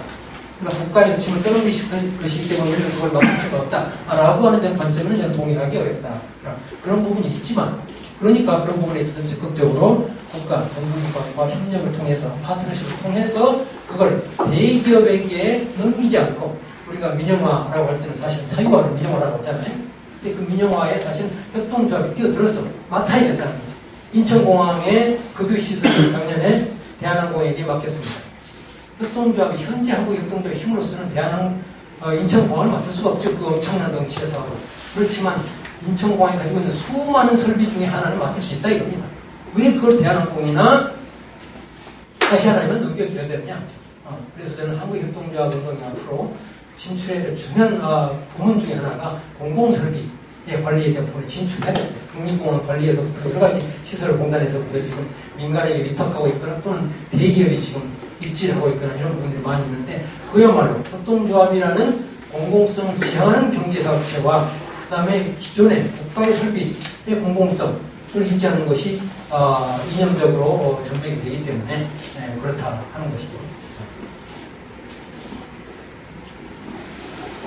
그 다음에 이제 사회적으로 보면 협동조합은 사회적 신뢰 기반을 조성하고 사회적 자본 특별한 사회 제도의 하나인데 사실은 협동조합은 사회적 신뢰가 존재되어 있지 않으면은 잘 발달되기 어렵습니다. 그 점이 제가 한국에서 이렇게 계속 엄청난 붐이 일어나가지고 여기저기서 협동조합이 만들어질 때는 잘 안 되고 망하는 협동조합이 많은 것이다라고 예상하는 근거 중에 하나이기도 합니다. 협동조합은 기본적으로 개인주의가 발달해 있으면서도 동시에 타자의 자유를 인정하고 우리가 공동체를 이루어서 살아나간다고 하는 공공의식이라든가 사회적 신뢰가 유지될 때 가장 역동적으로 잘 발전할 수 있는데 우리는 그런 점에서 대단히 취약한 상황입니다. 개인주의, 아주 나쁜 의미의 개인주의, 이기주의가 만연해 있고 모든 것을 개인 아니면 가족 단위로 해결해야 된다고 하는 일반적인 인식이 너무나 강하기 때문에 협동조합이 만들어진다고 하는 그 안에서도 이런 수업권자들이라든가 사리사욕을 채우기 위해서 이용한다든가 하는 많은 사례가 발생할 수가 있습니다. 실제로 작년에 경찰 조사까지 돌아서 뉴스에 많이 나오고 있는데 의료생협, 동네 의료생협이 지금 전국에 200개가 있는데 그중에 180개가 가짜입니다. 20개만 진짜 생협 운동을 하는 사람들이 있고 나머지 180개는 뭐냐? 거리대응 노동자들, 부동산 수익분들이 의사를 형식적으로 고용해놓고 유령 조합원들을 300명 모아놓고 장사를 하는 겁니다. 그러니까 일반 동네병원은 똑같이 하는데 이 의료생협이라고 하는 게 법적으로 50% 이상은 비조합원도 받을 수 있다는 법적인 조항이 있습니다. 이걸 이용해가지고 장사를 하기 위해서 그렇습니다. 그리고 법적으로는 의사가 의료인이 아니면 병원을 개설할 수 없기 때문에 그런데 이 의료생협은 의료인이 아니어도 주민이 주도로 해서 만든 병원이라고 하는 예외를 허락해 줬기 때문에 그걸 악용하는 이런 식으로 법적으로 사리사욕을 채우기 위해서 협동조합을 이용하는 사례도 꽤 나타날 것으로 예상되고 있습니다. 그 다음에 협동조합이야말로 경제생활, 자기 일상적인 경제 필요를 충족한 경제 사업을 운영하면서 1인 1표의 원칙에 의해서 직접민주주의, 가장 작은 단위에서는 직접민주주의, 그 다음에 올라가면 이제 대의민주주의를 시험해보고 경험해보는 중요한 장이다라고 이걸 세상에서 크게 말씀드렸습니다. 캐나다와 퀘벡의 사례를 간단히 말씀을 드리겠습니다. CCF하고 NDP라고 하는 정당이 있는데 지금 캐나다는 연방 수준에서는 그게 보수당과 자유당이 번갈아가서 수십 년 동안 집권을 해왔습니다. 지금 보수당은 집권을 하고 있는데요. 놀랍게도 2011년 총선거에서 NDP라고 하는 진보정당이 자유민주주의 성향을 가지고 있습니다. 진보정당이 제1당으로, 제1야당으로 부상했습니다. 이 NDP의 전신은 CCF인데 1933년 만들어졌습니다. 그러니까 80년 만에 제1야당 올라서는 경우는 NDP로만 시작하더라도 한 50년 만입니다. 매우 놀라운 일입니다. 그동안 CCF나 NDP는 한 번도 연방, 중앙 정권을 장악해 본 적이 없습니다. 계속 주정부를 몇 번을 사스케치완주, 그 다음에 매니토바주, 브리티시아 콜롬비아주 등 주정부를 장악해가지고 주정부 내에서 사회민주주의적인 각종 정책을 실시했습니다. 의료보험 정책이라든가 주택, 교육 등등이 다른 이 NDP가 집권하지 않은 정당들에 비해서 진보적인 사회경제 정책을 펼쳐왔습니다. 그래서 존재 가치를 계속 인정받아 왔습니다. 그런데 이 CCF라고 하는 이 정당이 만들어진 역사가 굉장히 큰 게 있어요. 1920년 세계 대공황으로 완전히 캐나다의 밀 농사꾼들이 다 망해버렸습니다. 다른 멀지만 풀풀 남기고 다 그나마 있는 것도 다 대자본가들이 정부가 결탁해서 다 팔아먹고 하니까 일반 기별 농민들은 살아남을 수가 없었습니다. 그래서 그들이 협동조합을 만들고 협동조합의 힘으로 이제 우리끼리만 하는 건 한계가 있다.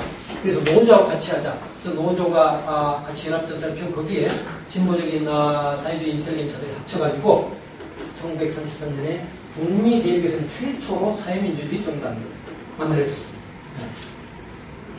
그것이 이제 1961년에 NDP라고 하는 새로운 사회적 조건. 이제 캐나다가 더 이상 농업사회가 아니고 이제 근대적인 공업사회로 진입하면서 이 CCF라고 하는 정당의 강령이나 정책 가지고는 안 되겠다. 그래서 NDP를 바꾼 겁니다. 도시지향적인 정당이 된 거죠. CCF는 상당히 농업지향적인 이런 정당이었습니다. 근데 이 CCF가 사스케치완의 주정부에서 집권할 때 톰이 더글러스라고 하는 사람이 무려 거의 한 17, 18년 동안 집권이 됐습니다. 그래서 캐나다에서 지금도 가장 존경받는 정치인으로 꼽히는 사람이 바로 이 CCF NDP의 대표였던 톰이 더글러스입니다. 무슨 보수당수도 아니고 자유당수도 아니고.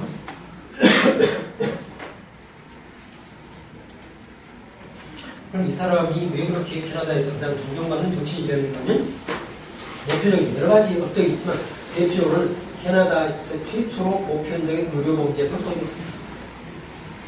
연방에서는 하지 않고 있던 걸 사스키치원주에서 하더니 그 다음에 중앙연방정부에서 집권한 자유당이 그냥 보수당보다는 이거를 하니까 자유당이 이 CCF MDP의 정책을 채용한 겁니다. 그렇게 해서 사스키치원주에서 성공한 걸 보고 캐나다 연방 전체로 확산시켰습니다. 이게 굉장히 의도하지 않은 역할 분담이 이루어진 겁니다. 그러니까 CCF MDP는 주정부에서 집권을 해고 진보적인 정책을 펼치고 리버럴한 자유당은 중앙정부에서 집권해서 NDP 일부 정책을 차용해가지고 이렇게 확대시킨 이런 미묘한 그런 역할 분담이 이루어졌습니다. 그래서 1960 한 1년부터 이렇게 전국정당화가 되는데요. 2010년 총선에서 이렇게 과감하게 전문층을 영입해가지고 심지어 19살, 20살, 21살짜리를 대거 영입해가지고 국회의원에 당선시키면서 일당으로 이제 구상하고 있습니다. 그래서 선거 직전에 여론조사를 해보니까 제2당인 자유당보다 지지율이 더 높게 나왔어요. 그래서 이게 혹시 이 NDP가 집권하는 게 아닌가라고 하는 섣부른 예상까지 하는 사람도 있었는데 집권은 못했고 제2야당이 됐습니다. 그 다음에 지금 이제 제가 요새 자주 다니면서 이제 현장 조사를 하고 있는 퀘벡 지역의 집권당 작년 9월에 총선거를 했는데 현재 집권당입니다. 퀘벡당이라고 파티 교육과라고 해가지고 퀘벡을 캐나다 연방으로 독립시켜야 된다라고 주장하는 민족주의 정당이고 그러나 현실적으로는 그게 쉽지 않기 때문에 사회경제적으로 사회민주주의 정책을 펴면서 지지를 얻고 있는 그런 정당입니다. 그래서 협동조합 및 이 정당은 협동조합 및 사회적 경제 육성을 적극적으로 이루어가고 있고 지금 소셜 이코노미 로라고 하는 세계적으로 유례 같은 이런 법을 지금 준비하고 있는 이런 상황이고요. 그래서 신자유주의 시대에 1980년대, 90년대에 집권하면서 이 퀘벡당도 어쩔 수 없이 신자유주의 안정을 받게 되는데 그러면 일정하게 후퇴하면서도 그러나 보편적인 의료나 교육, 보육제도를 어쨌든 유지를 해왔습니다. 예컨대 보육제도 같은 경우 특히 여성들이 굉장히 관심이 많아져 있고 진보정당이 굉장히 이제 정책에서 신경을 많이 써야 될 부분인데 이 퀘벡당이 처음에 집권했을 때 1970년대 집권했을 때 보육제도, 공공보육제도입니다. 그러니까 국가의 정부에서 운영하는 어린이집인데 어린이집을 유지하기 위해서 많은 이제 시설비에서부터 인건비까지 많은 프로그램이 운영되기 때문에 많은 비용이 드는데 그래서 완전 무료는 아니고 전일제 하루 종일 아이를 맡기는데 $5 그렇게 받았어요. 5,000원. 일주일에 닷새를 맡기면은 20. 얼마지? 이렇게 했는데 자유당이 들어오면 자유당은 좀 더 신자유주의적인 우리나라 민주당 같은 그런 성향이죠. 신자유주의 정당이라 좀 더 후퇴했습니다. 그렇지만 보편적인 보육제도를 무너뜨릴 수 없었습니다. 그래서 하루 일당 $5짜리를 $7로 원양합니다. 그러니까 물론 엄마들이 저항이 굉장히 셌습니다. 그럼에도 불구하고 그걸 밀어붙였죠. 이제 신자유주의 이데올로기를 수용한 정당이었습니다. 그러다가 작년 9월 총선했는데 이제 그때는 자유당이 집권당이고 퀘벡당이 야당이었습니다. 그때 맞붙었습니다. 이 중요한 선거 이슈 중에 하나가 이 보육제도였습니다. 왜냐하면 자유당이 앞으로 이 정부의 재정 압박 때문에 $7 해서 더 올릴 수밖에 없다라고 이렇게 공표를 했습니다. 그러니까 전국에 엄마들 들고 일어나고 학생들이 이제 비판하고 이제 그러면서 퀘벡당은 그걸 반대했습니다. 그 덕을 더 봤죠. 그래서 아주 근소한 차이로 퀘벡당이 집권했는데 지금 소수당 정부이기 때문에 굉장히 불안한 상황이 있습니다. 어쨌든 $7로 막아내는 데는 성공했습니다. 그래도 지금 전일제로 아이를 하루 종일 맡기는데 7,000원이라고 하는 것은 지금 한국의 현실에서 보면 굉장히 싼 겁니다. 그래서 아주 퀘벡의 엄마들이 지금 그나마 굉장히 지금 고마워하고 있는 이런 제도 인데요. 이거 이제 사회민주주의 정당이 집권하기 때문에 그나마 이것도 지켜낼 수 있는 그런 상황입니다. 자, 한국당과 관련해서 제가 이제 몇 가지 생각하는 것을 말씀드리고 말씀하겠는데요. 아까 제가 갑자기 이는 이 협동조합 붐에 대해서 좀 걱정도 있다고 말씀드렸지만 사실은 전체적으로는 긍정적이라고 봐야 되겠죠. 그래서 진보정당의 정책에서 보더라도 이 협동조합을 비롯한 광범위한 이 사회적 경제 영역의 확장 또는 그 밑에 무슨 사회적 경제니 협동조합이 진보니 이런 걸 염두에 두지 않고서라도 지금 전국적으로 80년대, 90년대 대학을 나온 수많은 여성들에 의해서 전국적으로 수백 개의 인문학 공부 모임이 자발적으로 지금 이루어지고 있습니다. 제가 협동조합에 관한 강의도 나갔지만 그 전에는 또 인문학 공부에 관한 강사로 이제 뛰어다닌 경험이 있는데요. 이런 인문학 공부 모임도 굉장히 중요한 그런 사회적 자산이다 이렇게 생각합니다. 그들이 처음에는 자기 자식들이 도서관에서 얼마나 조금 좋은 프로그램에 보낼까라고 생각해서 이런 인문학 강좌를 들어왔다가 하나하나 새로운 책을 접하게 되면서 사회의식이 깨지면서 점차 뭐 협동조합이든 사회적 기업이든 뭐 이렇게 진보 정당이 알아가는 과정이기 때문에 이런 자율적인 모임에 어떻게 결합하거나 스며들 수 있느냐는 것도 굉장히 중요한 과제로 봐야 된다라고 생각이 듭니다. 그 다음에 협동조합과 관련해서 이 전통적으로 기반이 취약한 여성, 장노년층에 접근할 수 있는 통로를 확보할 수 있는 기회다라고 생각합니다. 물론 뭐 진보정당의 현실적인 여건이나 역량의 부족 때문에 모든 것을 다 한꺼번에 할 수는 없겠습니다. 어쨌든 가능성, 기회로서는 문제도 필요합니다. 다음에 중앙정부에서는 현재 기획재정부가 협동조합 담당 부처입니다. 기존의 사회적 기업은 뭐 고용노동부라든가 뭐 여성부라든가 다 흩어져 있는 여러 개가 흩어져 있어요. 근데 협동조합은 기획재정부가 지금 총괄 부처를 하고 있고 지방정부로서는 이제 서울이 가장 앞장서고 있는데 관리정사가 있는 충남이라든가 뭐 전라북도라든가 하는 데서 상당히 관심을 보이고 있고 이 서울에서는 이제 민주당 출신의 구청장이 있는 그런 한 대여섯 구에서 상당히 적극적인 이런 태도를 취하고 있습니다. 그래서 이 다양한 수준의 정부 정책과 중간 지원 조직이 아까 마을 종합지원센터라든가 이런 걸 말하는 겁니다. 실태와 상황을 파악해서 기존 정책의 한계를 보완하거나 새로운 대안을 제시할 필요가 있습니다. 그래서 이런 상황을 잘 파악을 좀 하실 필요가 있고, 그래서 진보정당의 입장에서 어떻게 지금 현재의 상황을 활용하거나 결합할 수 있는가 고민을 해야 하는데, 하나 지금 이 부분과 관련해서 제가 용어를 하나 소개시켜드리면 공공정책에 대한 공동구축이라는 말이 있습니다. 퀘벡에서 이제 지금 거의 일반화되고 있는 말인데, 용어로 co-construction, 공동으로 컨스트럭션, 공동으로 만든다. 퍼블릭 팔러시, 공동으로 공공정책을 만드는 이런 게 당연한 것처럼 이렇게 돼야 된다라고 하는 거버넌스가 지금 일반화되고 있습니다. 그러니까 몬트리올 시라든가 퀘벡 주 정부에서 사회경제정책을 입안할 때 그 퀘벡에 있는 샹쯔에라든가 또는 CQCM이라든가 하는 또는 지역사회 개발 조직과 같은 민간인들이 자발적으로 만든 연합회 그런 조직들과 한 테이블에 앉아서 같이 공동으로 정책을 수립하는 것을 논의한다는 겁니다.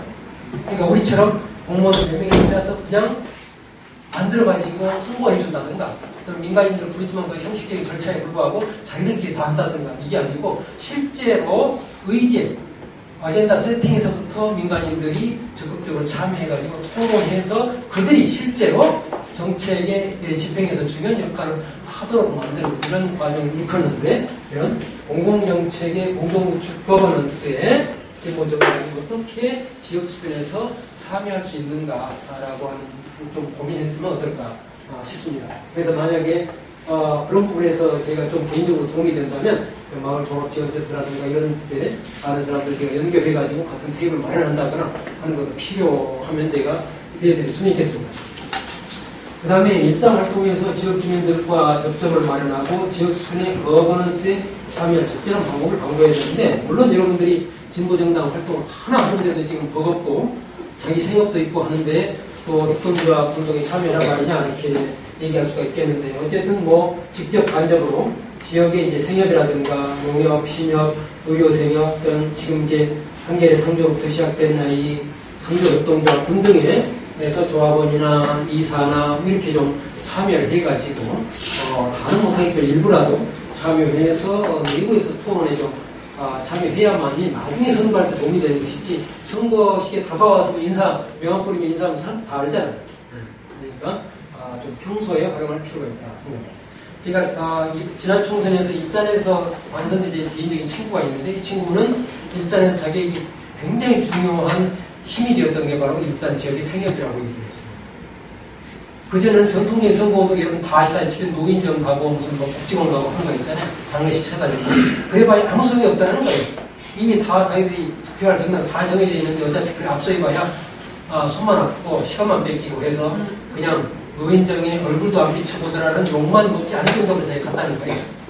그리고 주로 생협이라든가 인문학 모임을 찾아야 된다는 겁니다. 그게 상당히 효과가 있었다는 거예요. 네. 그 부분은 뭐 정보정당에서 상당히 좀 적극적으로 활용할 필요가 있다 하는 거죠. 그 다음에 이제 마지막으로는 이제 뭐 당원들이 전국적으로 협동조합이나 사회적 경제에 대한 교육과 토론에 좀 참가해야 되고, 왜냐하면 이게 직접적으로 정책에 관련된 이런 문제, 그러니까 협동조합이나 사회적 경제 일부 한 2, 3년 동안 붐이 불다 꺼질 수는 있어요. 그러나 일반인들이 그런 것이고 진보정당의 담당자 여러분들이 이게 굉장히 중요한 핵심적인 정책의 의제와 대상이 될 수밖에 없기 때문에 설령 붐이 좀 잦아든다고 할지라도 역시 이 내부에서 진보정의당 출신의 협동조합 사회적 경제 실무가 나와야 된다는 거예요. 그래서 당원들을 교육시키고 그다음에 기재부나 시청 누구 만나서도 대안을 제시할 수 있는, 토론할 수 있는 그런 역량을 갖추는 게 필요하지 않을까 그런 생각을 해봅니다. 네, 고맙습니다. 잠시 그 한눈을 팔았습니다만 이 흐름을 따라가기가 상당히 쉽지 않을 정도로 다양한 분야에 대해서 이야기해 주시고요. 협동조합의 정의에서부터 시작해서 한국 협동조합 운동의 역사, 그리고 뭐 이 국가복지에서 사회복지로 가야 된다는 것, 그리고 진보정당 해야 될 역할, 과제, 많은 분들이 있었는데 조나님 저한테 한번 기회 주시면 이것을 한 8강 정도는 해야 이게 이해할 수 있는 것 때문에 제가 한번 기회를 좀 드리도록 하겠습니다. 되게 많은 질문들이 있을 것 같습니다. 그래서 질문들을 좀 준비를 하시고 좀 질문을 좀 해주시고요. 질문을 준비하실 동안 제 이야기 좀 잠시 할게요. 네, 제가 아마 진보정의당 내에서는 협동조합 기본법 발효 이후에 아마 최초의 협동조합 이사장이지 않을까. 모르겠습니다. 지금부터 파악을 해봐야 되겠습니다만. 어떤 협동조합? 예, 마실지역사회연구소인데, 연구소를 협동조합을 만들었습니다. 연구소도 협동조합을 만들었다는 걸 보여드리겠습니다. 그러니까 뭐 경기도에서 20호더라고요. 과천에서 1호인데, 기왕이니까 이거 생협, 의료생이든 이런 생협 말고 제가 이사적으로 있는 게 하나가 있고요. 말고 지금 협동조합을 만들고 있는 게 3가지가 있고, 또 도움을 주고 있는 게 두 군데가 있습니다. 전부 다 과천 지역에서 그래서 그러니까 자활협동조합을 만들고 오늘 신고 들어갔습니다. 그리고 이 상인협동조합 만들었습니다. 그리고 동네 전래놀이 유치원이라든지 학교에 전래놀이 놀이 지도사들 협동조합 네. 그리고 지금 한겨레 도래상조 그 지역에서도 그러니까 협동조합을 하나 하니까 이게 꼬리에 꼬리를 물고 지금 이게 진행이 되더라고요. 여러 가지 아이디어들이 다. 왜냐하면 협동조합 다수 연결되니까 자연스럽게 그렇게. 그래서 제가 요즘 커피 닦을 틈이 없이 음식을 있다고 지금 그런데 할 수 있습니다. 할 수 있고요. 근데 어쨌든 그런 과정 속에서 저는 한편으로는 유럽에서 한 3월 말이나 4월 정도에 과천 지역에 있는 협동조합들 또는 협동조합을 만들려고 하는 사람들한테 과천의 협동조합 지역 협의체를 만들자라는 그런 주장을 할 겁니다. 그래서 과천 지역 협동조합이 어떠한 가치와 원칙을 가지고 운영돼야 되는 것인가에 대해서 우리 나름대로 좀 고민을 좀 하고 그것에 기반해서 협동조합 지원 조례를 시행하려고 하고 그러니까 위에서 밑으로 내려오는 것이 아니고 그야말로 저는 현재 하나의 든 지원도 같이 못 주고 있는 건데 오히려 밑에서 우리가 스스로 조례를 만드는 그런 과정을 알고 있는 바입니다. 또 한 가지 연구소 협동조합이지 않습니까? 이 협동조합이라는 것은 사실 또 협동조합도 필요한 것입니다. 연합회. 그래서 저는 각각의 지역에서 협동조합형 연구소를 만들어라. 이렇게 좀 몇몇 분들한테 질문을 좀 하고 있습니다. 그래서 연구소의 연합회가 만들어진 거예요. 협동조합 연구소에 만들어지면 일종의 협동조합형 전국적 규모의 싱크탱크가 만들어지게 되는 거죠. 그래서 각각의 지역에 있는 연구자 활동가들이 그 지역에 묶이지만 이 네트워크를 통해서 전국화되고, 그렇게 되면 연구소 하나가 수익 구조가 갈 수 없지만, 그렇게 이제 전국적으로 네트워크 생기면 수익 구조가 충분히 가질 수 있는 그런 방안을 만들 수 있겠다. 그런 뜻을 많이 보고 있습니다. 그래서 저는 진보정당이 전국적으로 우리 당원들을 알고 있지 않습니까? 그러니까 전국화된 규모를 가지고 있는 곳에서 협동조합 운동을 제대로 벌이는 분들하면 엄청난 힘을 가진 협동조합이 만들어지게 될 거라는 생각이 듭니다. 그래서 이 협동조합이라고 하는 것이 너무 생소하다 이렇게 생각하지 마시고, 저 같은 사람도 있지 않습니까? 용기만 내면 누구나 할 수 있는 것이 협동조합이라는 생각이 들어서 우리 당원들께서 적극적인 관심을 가지고 함께 해주셨으면 좋겠다는 말씀 드립니다. 예, 제 이야기는 그 정도로 하고요. 많은 질문도 있을 것 같은데, 질문 있으시면 해주시죠. 운영으로 보면 사회적 경제, 소셜 이코노미라고 하는 게 협동조합까지 포함합니다. 협동조합이 1840년대 영국에서 태어났을 때 가난한 노동자들의 정책으로 태어났기 때문에 이 자체가 소셜한 거죠. 그러니까 개념적으로는 사회적 경제 1세대 또는 전통적 사회적 경제를 얘기할 때는 협동조합을 얘기합니다. 그런데 지금 유행하고 있는, 지금 많이 거론되고 있는 소셜 이코노미는 새로운 뉴 소셜 이코노미라고 부릅니다. 그럴 때 협동조합을 잠시 옆에 있고, 그 다음에 이제 사회적 기업, 여러 가지 NPO 또는 지역사회 개발 주민운동 등등을 아울러서 뉴 소셜 이코노미라고 이렇게 부르고 있습니다. 그런데 학문적으로 보면 소셜 이코노미는 소셜 미션, 사회적 목적과 임무를 추구하는 경제사업체 또는 그런 사회 경제 활동체를 의미하기 때문에 당연히 협동조합이 포함되어야 됩니다. 그런데 현실적으로는 그럼 어떠냐? 현장에서는 미묘한 갈등이 있습니다. 협동조합은 역사가 이 뉴 소셜 이코노미는 대체로 1980년대 이후 세계적으로 전개되어 왔습니다. 우리나라에서는 대체로 1990년대 이후에 이제 많이 자활이라든가 여러 지역 공동체 운동이라든가 이렇게 되고, 지금 말씀하신 대로 2000년대 중반 이후에 사회적 기업이 붐을 이뤘다가 지금 다시 협동조합 붐으로 넘어가는 이런 상황이 있습니다. 그래서 협동조합 역사가 길고 볼륨이 큽니다. 사업 규모가 현재는. 그러나 뉴 소셜 이코노미는 아직 대부분 이제 초창기입니다. 그리고 사회 규모가 작습니다. 그러나 밑으로부터의 자발적인 욕구를 수렴한다는 문제의식이나 목적의식이 더 뚜렷합니다. 그래서 그 미묘한 갈등, 미묘한 긴장이 있습니다. 그래서 제가 오늘 서울시 가서 잠깐 얘기를 했는데, 그 부분, 그 갈등과 긴장이 밖으로 드러나서 싸움이 되지 않게 조정하는 게 매우 중요합니다. 앞으로. 협동조합에서 너희들 뭐 하는 게 있어? 말만 많지? 라고 하거나, 이쪽에서는 협동조합, 너희들은 조합원들만 배불리 먹고 살자는 거 아니야? 라는 식으로 나와가지고, 서로 갈등을 하면 대단히 소모적인 문제가 되기 쉽다. 그런 걱정을 가지고 있고, 잘 조정할 필요가 있다고 생각합니다. 두 번째 문제에 대해서는 제가 보기에는 말씀드릴 수 없고, 민주노 통해서 답변을 해야 될 그런 문제이고, 참고로만 정보를 드리는 차원에서 말씀드리면, 퀘벡에서 실제로 노동연대 기금을 만드는데 엄청난 내부의 논쟁과 갈등이 있었습니다.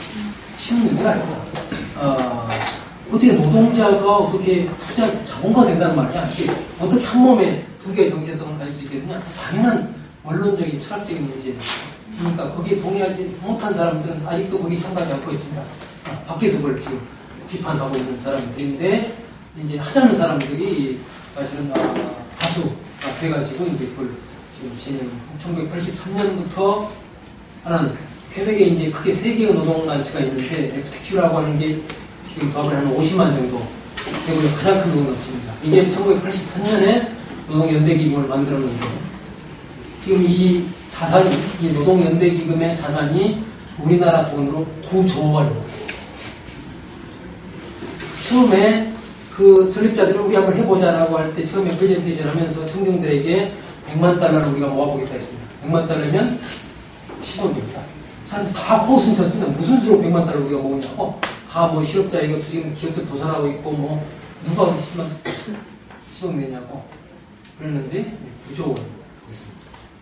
그 다음에 두 번째 노조가 CSN이라고 하는 공공부문이 아주 강한 옛날 카톨릭 계열인데 좀 더 좌파적입니다. 여기에서도 1996년에 다시 또 노동연대기금을 만들었는데 지금 이 기금은 이제 지금 1조 원의 자산을 가지고 있는데 보다 분명하게 앞에 노동연대기금은 굳이 협동조합이니 사회적 기업이니 따지진 않습니다. 다만 노동 환경이 얼마나 건전한가, 투명하게 기업이 경영되고 있는가라고 하는 기준으로 이제 투자를 합니다. 그런데 두 번째는 보다 분명하게 협동조합이거나 사회적 기업이거나 또는 노동자의 경영 참여가 이루어지고 있거나 또는 환경보호를 중시하거나 라고 하는 명확한 기준을 가지고 투자를 합니다. 약간 노선이 좀 다릅니다. 규모는 뭐 큰 차이가 있고요. 그런데 두 노조 다, 세 번째 노조는 교사 노조니까 별도의 노조고요. 두 노조 다 제가 담당자, 기금 운영 담당자를 만나서 분석을 해봤더니 심각한 내부 갈등과 논쟁이 있습니다. 결코 쉬운 문제가 아니었습니다. 근데 결국은 너무나 절박했기 때문에 당시 기획사회가 1980년대 초, 90년대 중반에 너무나 심각한 경기 불황이 나타났고 지역에 따라서 실업률이 60%에서 80%까지 살아남지 않으면 안 된다라고 하는 절박한 상황. 그 다음에 퀘벡이라는 사회는 캐나다 전역이 다 영국계 또는 미국계 자본이 지배하는데 퀘벡은 불어권입니다. 마이너리티입니다. 캐나다 연방에서. 또 우리끼리 서로 뭉쳐서 살아남지 않으면 안 된다는 절박한 게 이런 새로운 제도를 이제 만들어내는 측면이 있습니다. 물론 그게 이 정부와 이런 기업과 타협 속에서 나타나는 산물이기 때문에 근본적인 한계가 있다. 이런 비판이 충분히 가능한 것이 좀 수다는 또 논의 영역이 되겠습니다. 첫 번째는 제가 질문을 잘 못 알아들었어요. 정당성을 강조하면 협동조합의 순수성이 무슨된다고 말할 때 정당을 얘기하는 거예요? 네, 정당. 레지티머시가 아니고. 네네. 당연하겠죠. 그 협동조합이나 사회기업을 하는 사람들이 지금 정의당에서 왔다, 민주당에서 왔다, 어디서 왔다고 하면 별로 좋아하는 사람 별로 없죠. 그러니까, 두 가지의 방법이 있지 않을까, 접근 방법이. 하나는 그냥 평조합원이나 이사, 또는 이사장으로서 그냥 정당의 색깔을 갖지 않고, 결합하는 방법이 하나 있고, 또는 분명하게 자기 정당의 정체성을 분명히 하면서 중간 지원 조직들과 그 다음에 구청이나 시청의 정책 담당자들과 같이 만든 아까 제가 말씀드렸던 코 컨스트럭션 오브 퍼블릭 팔러시 공공정책의 공동구축의 테이블에 참가하는 또 분명히 자기 색깔을 분명히 할 수 있는 거죠. 나는 야당으로서 진보 정당으로서 우리의 정책 일단 이렇다 하면서 평가할 수가 있겠죠. 그런데 단위 조합에서 정당의 색깔을 분명히 드러낸다는 건 대단히 어렵습니다. 관련된 질문이 하나 있어서 말씀드릴게요. 아까 근데 마지막 부분은 협동조합 기본법은 협동조합이 특정 정당을 지지하거나 정치인을 지지하지 못하도록 되어 있는데 그렇다고 해서 특정 개인이 정책 활동을 하는 자체를 금하는 것은 아니기 때문에 어쨌든 우리는 그 사이에서 잘 방법을 좀 찾아야 될 것 같습니다. 한국노총하고 민주노총의 한 활동가, 노동조합 간부들입니다. 협동조합을 공부하는 모임이 생겼습니다. 한 3차례 정도 공부를 하고. 그래서 제가 이제 같이 좀 참여를 좀 하고 있는데요. 그래서 한국노총 같은 경우는 한국노총 정책 논문이죠. 네, 거기서 협동조합 속의 책자를 최근에 또 발간하기도 하고, 그랬는데. 아무래도 노동조합에서 하는 공부이기 때문에 노동조합, 협동조합에 대한 관심이 많겠죠. 저는 우진교통 자주관리기업 불러서 사례를 듣고 있는데 제가 이제 거기에 계속 제안하고 있는 것이 노동금고를 만들자. 각각의 노동조합들이 특별기금으로 수억 원씩 다 정해놓고 있는데 왜 그 돈들을 정해놓고 있느냐. 그 돈들을 돌려야 된다. 순환시켜야 된다. 그 돈들이 하나로 모이면 수천억이 될 텐데 그러면 노동조합 자체가 가지고 있는 힘도 엄청나게 커질 뿐만 아니고 실제로 그것을 가지고 노동조합 기업들을 만들어낼 수 있다. 그리고 그 노동조합 기업들이 만들어내는 그 생산품들을 노동자들이 우리 조합원들이 참여되는 것이 아니라 충분하게 쓰는 가능성이 있지 않겠냐. 그렇게 이야기합니다. 일부에서는 자본가들이 가만히 있겠어.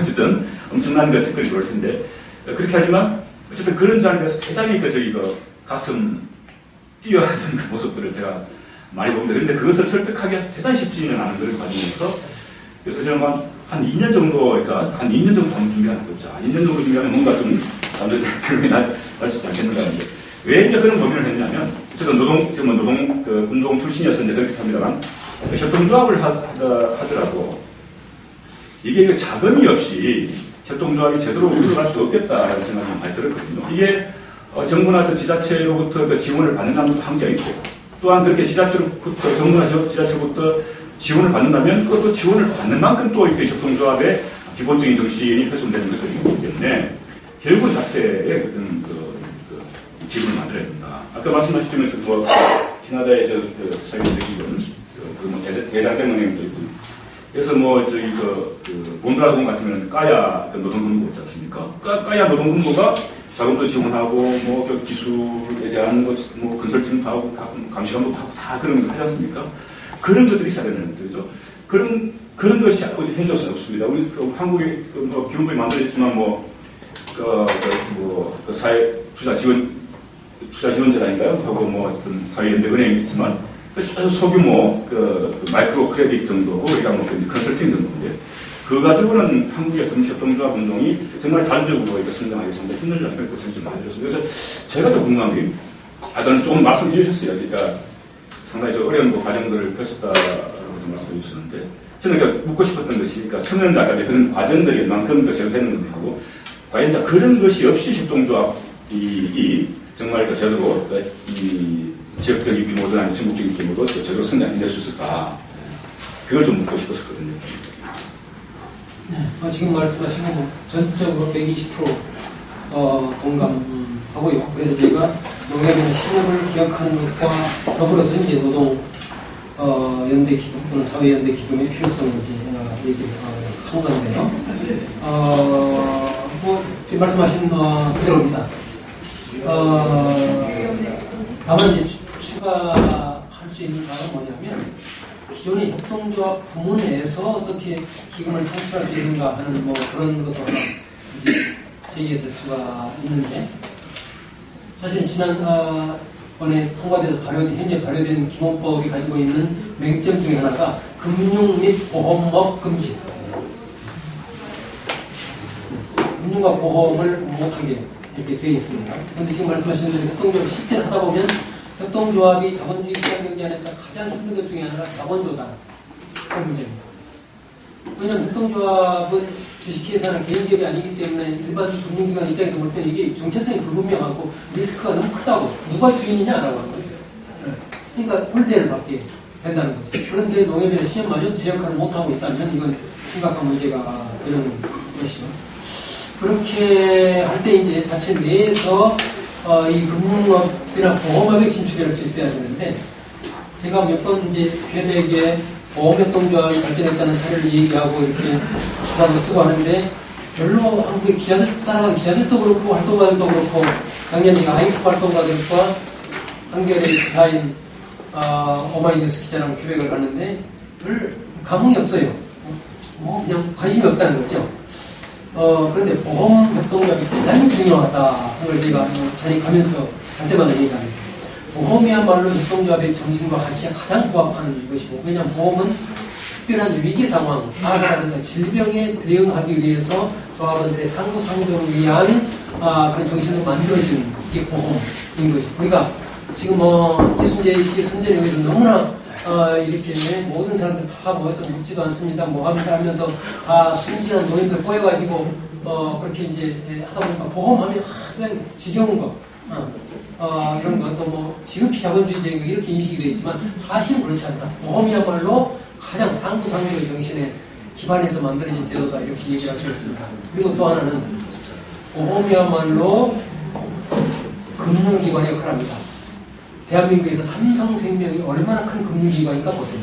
삼성이 실제로 은행을 가지고 있지는 않지만 삼성생명이라는 보험회사를 통해서 엄청난 자금을 지금 축적을 하고 실제적인 금융기관의 역할을 하고 있습니다. 하나도 그렇고 이 생명보험회사를 가진 그런 재벌그룹들이 사실상 자기들은 가지고 있는 거예요.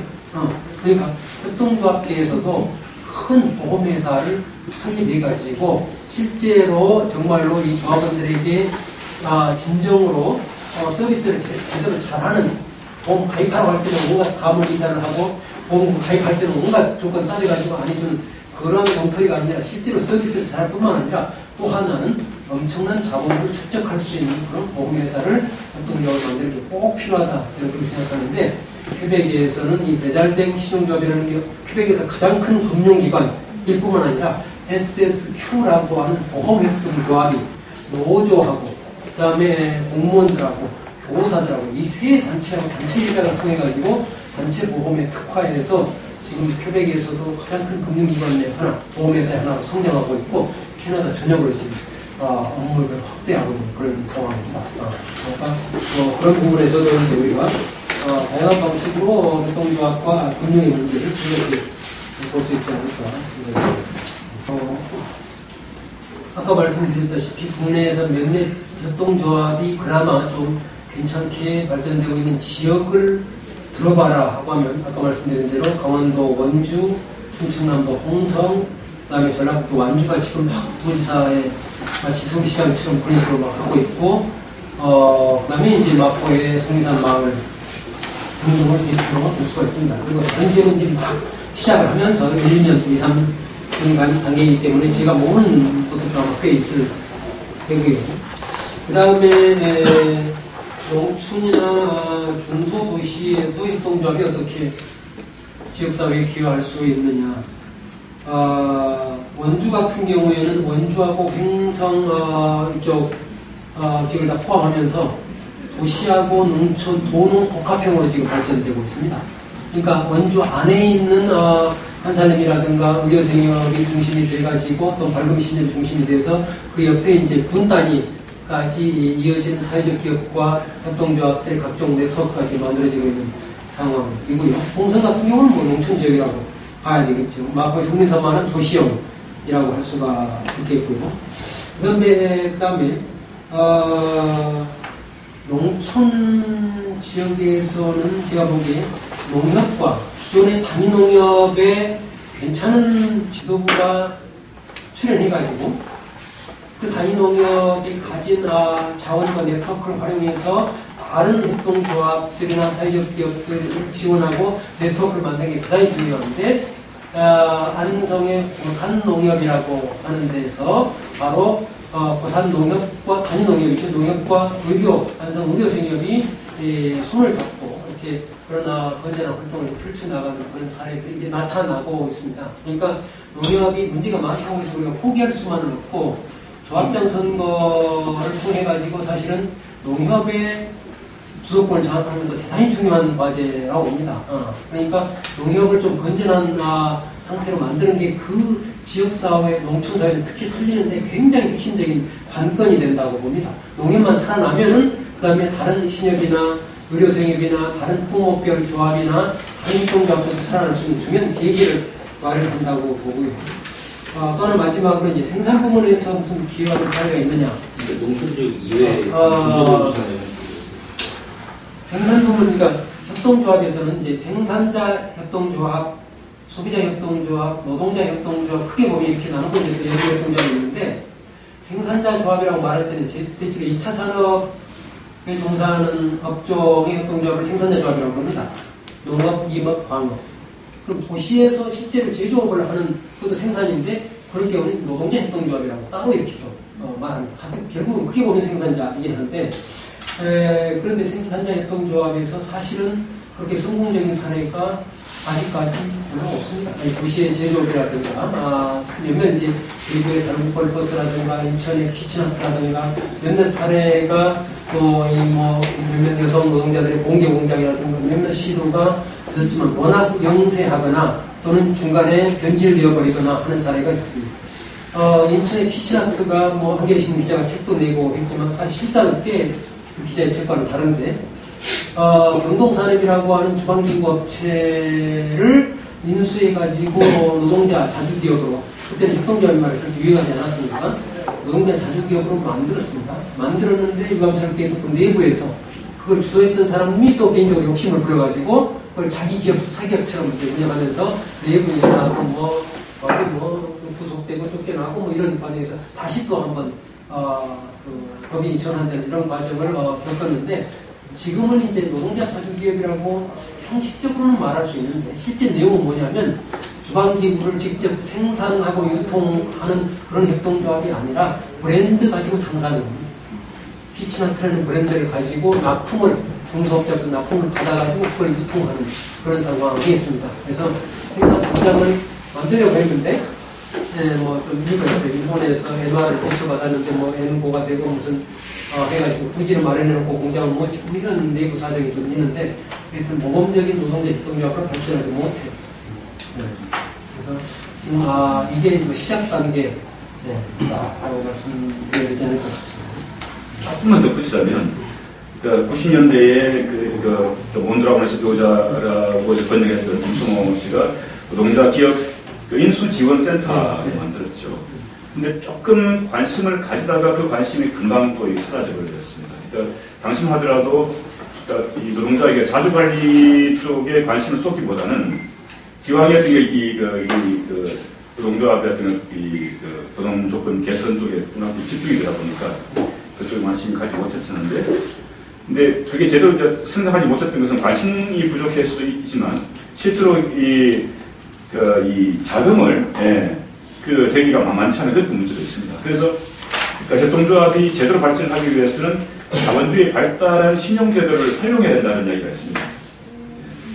자본주의 발달한 신용제도와 벗어나 있는 그런 협동조합이 아니고 오히려 그 자본주의 제도를 활용하는 협동조합이어야만 안 된다. 그러니까 사람은 이제 국내에 사는 그런 성공 비교적 성공적이라고 하는 사례를 제가 알지 못하기 때문에 퀘벡사에 하나만 정보적인 차원에서 말씀드릴게요. 프로모플라스틱이라고 하는 제조업체가 있습니다. 직원은 20명입니다. 20명 중에 18명이 조합원입니다. 그러니까 노동자 협동조합이라고 해서 다 조합원이 아닐 수가 있잖아요. 조합원 가입은 자율적일 뿐만 아니라 또한 업종의 특성상 계절별로 파트타임을 많이 고용해야 될 필요가 있는 겁니다. 그러니까 비정규직이라는 게 민주노총에서 한다고 해서 모두가 다 정규직이 될 수는 없는 거죠. 그 업종의 특성상 또는 본인의 그래서 나는 비정규직이 남겠다고 할 수도 있는 거고 어쨌든 그 프로모플라스틱은 플라스틱 인쇄업체입니다. 그러니까 공공기관이라든가 일반 회사라든가 여름이나 겨울철에 축제를 하는 축제 조직위원회에서 로고를 만들어서 로고를 플라스틱에 인쇄해주잖아요. 여기 달고 다니고 이런 거 가방 메고 다니고 마스코트라든가 이런 거 인쇄하는 거예요. 이게 틈새 시장입니다. 미국과 캐나다 이런 업체가 2,000개가 있는데 그 중에서 단연 최고의 품질을 자랑하면서 3년 연속 이렇게 국제적인 상을 받은 이런 업체인데 처음에는 개인 기업이었습니다. 90년대, 초 92년에 이제 인수해가지고 노동자 협동조합을 전환했는데 그 지역에 유지가 운영하던 되게 큰 공장의 일부 부서였습니다. 그러니까 플라스틱 이건 그냥 다른 거 제조하고 남은 거 찌꺼기 갖다가 대충 그냥 처리하는 이런 거였는데 이걸 그냥 귀찮으니까 그 주인이 팔라고 내놓았습니다. 그러니까 이 젊은 노동자 3명이서 우리가 인수하자, 한번 해보자 라고 여기 투합해서 이제 돈을 구하러 다니는 거죠. 그때 30공업을 40만 불, 한 4억 정도 명분이 나온 겁니다. 근데 그 젊은 노동자 3명이 어디에 돈이 있습니까? 그러니까 이제 금융기관 찾아다니기 시작한 거죠. 또 누가 빌려줍니까? 안 빌려줍니다. 그때 그들을 돕겠다고 나선 사람이 있습니다. 이제 이게 중요한 그 협동조합과 사회경제 생태계가 중요한데 제가 아까 말씀드린 CBR이라고 지역개발 협동조합이 있습니다. 퀘벡에는 17개 행정구역이 있는데 11개의 전국 단위별로 지역개발 CBR이라는 게 만들어져 있어요. 그래서 그 지역에서 협동조합 수요가 어디에 있는가, 만들려고 하는 사람이 있는가, 그걸 찾아내가지고 지원해줍니다. 지원하는 게 법적인 지원, 기술적인 지원, 재정적인 지원까지 지원을 해주고 다 연결해, 자기들이 다 할 수 없으면 연결해 주는 거예요. 그래서 이 CBR 관계자가 와가지고 너희들 개인 기업을 하려면 힘들다. 협동조합, 노동자 협동조합을 해봐라. 조언해 주는 거예요. 이 사람들 노동자 협동조합을 들어본 적이 없어요. 그러니까 4개월 동안 이 CBR 사람들하고 같이 노동자 협동조합 공부를 했습니다. 그리고 이제 결국 그 금융 지원을 받은 게 그 지역 신용조합에서 10만 불을 받아낸 거예요. 그 다음에 이 CBR에서 노력해가지고 또 정부 지원도 받아내고 이렇게 해서 이제 92년에 시작을 해가지고 지금 한 20년 됐습니까? 되는데 한 해 매출이 이제 20억까지 이제 올라가게 된 겁니다.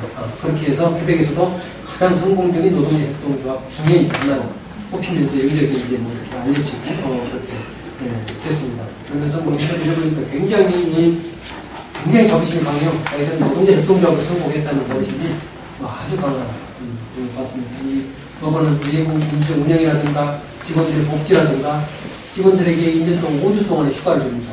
생일 때도 휴가하라고 해주고 임신한 여성 1년 휴가 주시겠는데 나 더 하겠다고 하니까 더 하라고 그렇게 하고 그 사람 그 여성이 나중에 복귀하는데 아무 문제가 없다 이렇게 얘기를 하고 그러니까 그 지역사회에서는 아주 좋은 직장으로 소문이 나는 그런 사회에서 있고 또 하나 사례는 이제 백신에 있는 소규모 양조장 우리나라 하우스 맥주라고 그러죠. 저걸 또 협동조합을 아주 성공적으로 운영하는 사례도 있고 그렇습니다.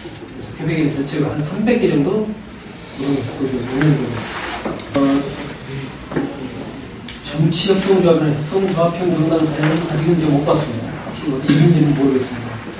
정당의 근본적인 구성 원리와 필요가 협동조합의 발생 이유와 그 수요가 다르기 때문에 이 원리가 다르기 때문에 그 두 개의 성능 실험은 대단히 흥미 있을 것 같긴 한데 아직은 나타나지 않은 것 같습니다. 다만 정당과 협동조합의 관계는 제가 이제 계속 관심을 갖는 흥미의 주제인데 아까 캐나다의 진보정당 NDP 전신인 CCF라는 말이 Cooperative Commonwealth Federation의 약자입니다. 그러니까 그 협동조합적 이상을 실현하자, 협동조합 공화국을 실현하자 이런 거예요. 그러니까 그런 이상을 가지고 만들어진 정당이고 정당이라고 하는 것은 유권자들의 투표를 통해서 권력을 장악해서 그 정책을 실현하는 것이기 때문에 협동조합이라는 정해진 조합원들의 수요를 반영해서 그 경제사업을 하는 것과는 다른 근본적으로 철학과 원리가 다른 것이죠. 그래서 이는 협동조합과 정당은 어떻게 정당이 협동조합에 관한 정책을 어떻게 펼 것인가 또는 정당이 집권했을 때 협동조합적인 그런 사회경제 모델을 어떤 식으로 실현하는데 지원해 줄 것인가 라고 하는 그런 관점이 하나 있을 수 있고요. 또 하나는 이념적으로 보면 제가 이 책에서 중요한 그 논점 중에 하나입니다만 이제 러시아 혁명 이후에 레닌이 고민했던 바가 바로 그겁니다. 혁명은 어떤 우여곡절 끝에 혁명이 성공했어요. 적군을 다 이기고 집권을 했는데 그러나 러시아는 당시 1914년 2차 대전부터 시작해서 7년 동안을 4년 동안 전쟁하고 3년 동안 혁명하느라고 완전히 국토가 황폐화되었습니다. 기차가 제 시간에 안 다니고 춥지만 국민들이 뗄 감이 없습니다. 그러니까 완전히 망해버린 거예요. 황폐화된 나라를 어떻게 재건할 것인가 하는 게 레닌 정치가로서 이제 레닌의 고민이었는데 그때 레닌이 떠올렸던 게 뭐냐면 협동조합의 자율성을 주장했습니다. 그래서 레닌이 쓴 마지막 정치 팜플렛이 협동조합에 관하여입니다. 처음에 10월 혁명이 됐을 때 협동조합 활동가들이 레닌을 찾아가서 제발 협동조합을 구경을 시키지 말아달라고 흡수를 했습니다. 우리 자율성을 달라고. 우리는 사회사역을 추구하는 것이 아니라 사회적 이익을 추구하는 그런 단체, 그런 조직들이라고. 그런데 기존에 당시 19세기 말 20세기 초에 사회주의의 관념으로 볼 때는 당연히 그건 국가가 소유해서 국가가 운영하는 것이 협동조합이 민간이 이렇게 하도록 내버려두면 이게 또 부주화적인 요소가 발전하기 문제가 된다고 보았던 겁니다. 그래서 다 구경을 해버렸어요. 그리고 심지어 협동조합 활동가들은 잡혀 들어가서 징역을 받고 이랬는데 말년에 레닌이 그들을 다 풀어주고 다 돌려줬습니다. 자율성을. 그랬더니 물론 협동조합 때문만은 아니지만 협동조합이 중요한 역할을 해서 5년 만에 소련 경제가 전의 경제 상황으로 복구되는 놀라운 상황을 보여준 바가 있습니다. 그래서 이제 너무 또 레닌이 이제 꽤 운동가들과 혁명가들이 이제 고질병이기도 하지만 어떤 하나의 현상을 보면서 그걸 너무 극대화하고 과대 해석하는 그런 게 있는데 레닌이 이제 그들 중에 이 모든 사회를 다 협동조합식으로 구성하자 이런 논의가 있습니다. 제 책에서 그걸 비판했는데 그런 식으로 하면 안 된다. 사회에는 모든 사회 이 얼마나 많은 다양한 사람들이 다양한 욕구와 이해관계를 가지고 있는데 하나의 조직 형태로 사회를 이루어나가는 것은 대단히 문제가 있다. 그것이 아무리 바람직한 조직 형태와 아무리 좋은 의도를 가지고 있더라도 절대로 사회적 기업으로 전체 경제를 조직하거나 협동조합 조직해서는 안 된다고 합니다. 사기업도 있어야 되고 협동조합, 사회적 기업, 개인 회사 다 여러 가지가 있어야 그것들이 서로 어울리면서 나름대로 경쟁을 하고 보완 관계를 이루어야 되고 다만 사리사욕을 추구하는 주식회사나 개인기업이 절대 영향력을 발휘할 수 없도록 하는 장치나 규제나 이데올로기나 이런 게 있어야 되지 그냥 사기업은 다 없애버리고 다 협동조합 갖자, 사회적 기업을 갖자. 저는 결코 그 경제가 제대로 작동할 수 없다. 훨씬 더 많은 부작용이 탄생한다라고 하는 걸 보여주고, 스탈린의 사례가 그걸 보여줘야 되겠다. 스탈린이 농업 집단화라고 해가지고 기존에 있던 자유계획 협동조합들 다 엎어버리고 국가에서 집단농장 만들어버렸습니다. 그 엄청난 세계에서 가장 큰 영토를 가진 소련이 계속 농업 문제, 식량 문제 시도해 왔어요. 그래서 적대국인 미국이나 호주에서 계속 밀을 수입했습니다. 농업 정책이 실패하는 겁니다. 이런 점에서 우리가 좀 교훈을 얻을 바가 있다. 이런 생각입니다. 오늘 저도 숙제를 한번 남기고 하죠. 이 노동자 협동조합 자체만 봐도 그렇고 개별 협동조합에도 사실은 확대 해석하면 다 적용된 질문입니다. 아주 원론적인 질문, 이거 철학적인 질문이기도 한데, 그리고 그 질문이 대단히 필요하고 중요하다고 생각이 되는데, 그러나 그 질문을 너무 근본주의적으로 제기하는 것은 조금 곤란하다 하는 생각이 듭니다. 그러니까 어떤 조직도 어떤 활동도 개별적으로는 또는 소수로서는 사회 전체를 바꿀 수가 없죠. 결국은 여기저기 점이나 선이 연결되고 네트워크가 되면서 그것이 기존의 사회적 체제에 파장을 가져오고 균열을 내고 대중의 인식이 변화를 가져오고 하는 것이다. 그러니까 지금 성공적인 20명이 됐건 200명이 됐건 노동자 협동조합의 모델 1개, 10개, 20개 가지고 세상을 바꿨다고 바꿀 수 있다고 자신할 수 없습니다.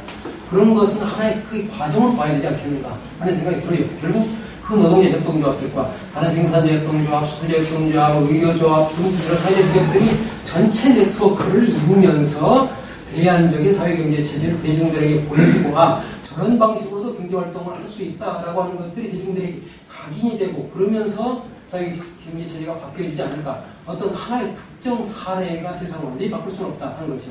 다만 그 가능성의 극대치를 보여주는 게 저는 스페인의 몬드라곤 사례다. 몬드라곤은 작은 난로 공장 하나를 시작해가지고 지금 250개가 된 회사를 포괄하고 있습니다. 그 중에 100여 개는 협동조합이고 나머지는 자회사 등등으로 되어 있는데, 그래서 몬드라곤이라고 하는 작은 도시, 넓게 보면 바스크라고 하는 지역사회를 바꿔내는 중요한 역할을 하고 있다 하는 거죠. 그런 의미에서 좀 문제를 개별협동조합에서 이건 너무 이게 한계가 있는 게 아닌가라는 관점보다는 넓은 의미에서 그것이 만들어갈 대안의 모델을 주민들에게 보여준다라고 합니다. 그 다음에 노동자들에게 자신감을 심어준다는 것, 그 다음에 앞으로 방법에게 만들어진 네트워크의 한 결절점이 지금 엮어지고 있다고 하는 그런 관점에서 좀 보면 좀 더 긍정적으로 평가할 수 있지 않을까 그런 생각입니다. 협동조합을 공부하시는 분들한테는 레벨러 보고스를 꼭 관심을 가지고 좀 받아라는 좀 생각을 해요. 1980년 RC 국제 협동조합 연맹 모스크바 총회에서 채택된 레벨러 박사의 보고서인데, 그 보고서가 강조하는 것이 그러니까 도대체 협동조합 다양한 협동조합들이 있는데 우리의 정체성은 뭐지? 그러니까 후에마이라는 그 질문이 그때 나왔던 것이었습니다. 그래서 저희가 이 협동조합 간의 협동, 그리고 지역사회에 대한 기여, 이 두 가지가 레벨러 보고서의 핵심입니다. 그래서 이후에 그 협동조합이 정말 운동이다라고 할 정도로 우리가 그러니까 가치 있는 운동이라고 할 정도로 볼 수 있게 됐다라는 것도 생각됩니다. 저는 그런 생각을 해요. 저희들 진보적이라고 하고 있지 않습니까? 그러니까 정말 이 다양한 형태를 존중하면서도 공정하기에 평등, 그리고 연대의 정신이 살아 움직이는 것이 협동조합이라고 한다면 그게 바로 진보정의당이 추구하고 있는 가치와 꼭 맞아떨어집니다. 그리고 이 협동조합이라고 하는 이 결사체, 어소시에이션, 이 다양한 어소시에이션이 민주주의의 기반이 있지 않습니까? 그래서 이것이 우리 정당이 가지고 있는 가치와 여러 가지 어떤 모습들과 일치하는 측면이 상당히 많다 그런 생각이 들고, 저는 협동조합 평정당에 대해서 잘 모르겠습니다만 적어도 우리 정당이 협동조합의 정신으로 이 당을 운영할 수 있겠다는 생각이 들어서 좀 많은 관심을 좀 주실 것을 부탁드리고, 이후에 좀 여러 가지 다른 자리를 좀 만들어서요, 우리 당원들이 협동조합의 단지 공부가 아니고 정말 실천과 활동과 지역에서 역할을 했으면 하는 바람입니다. 그래서 뭐, 예, 장시간 이 자리에 함께 해주셔서 고맙다는 말씀을 드리고요. 다시 한번 우리 김창진 교수님께 감사의 박수 부탁드립니다.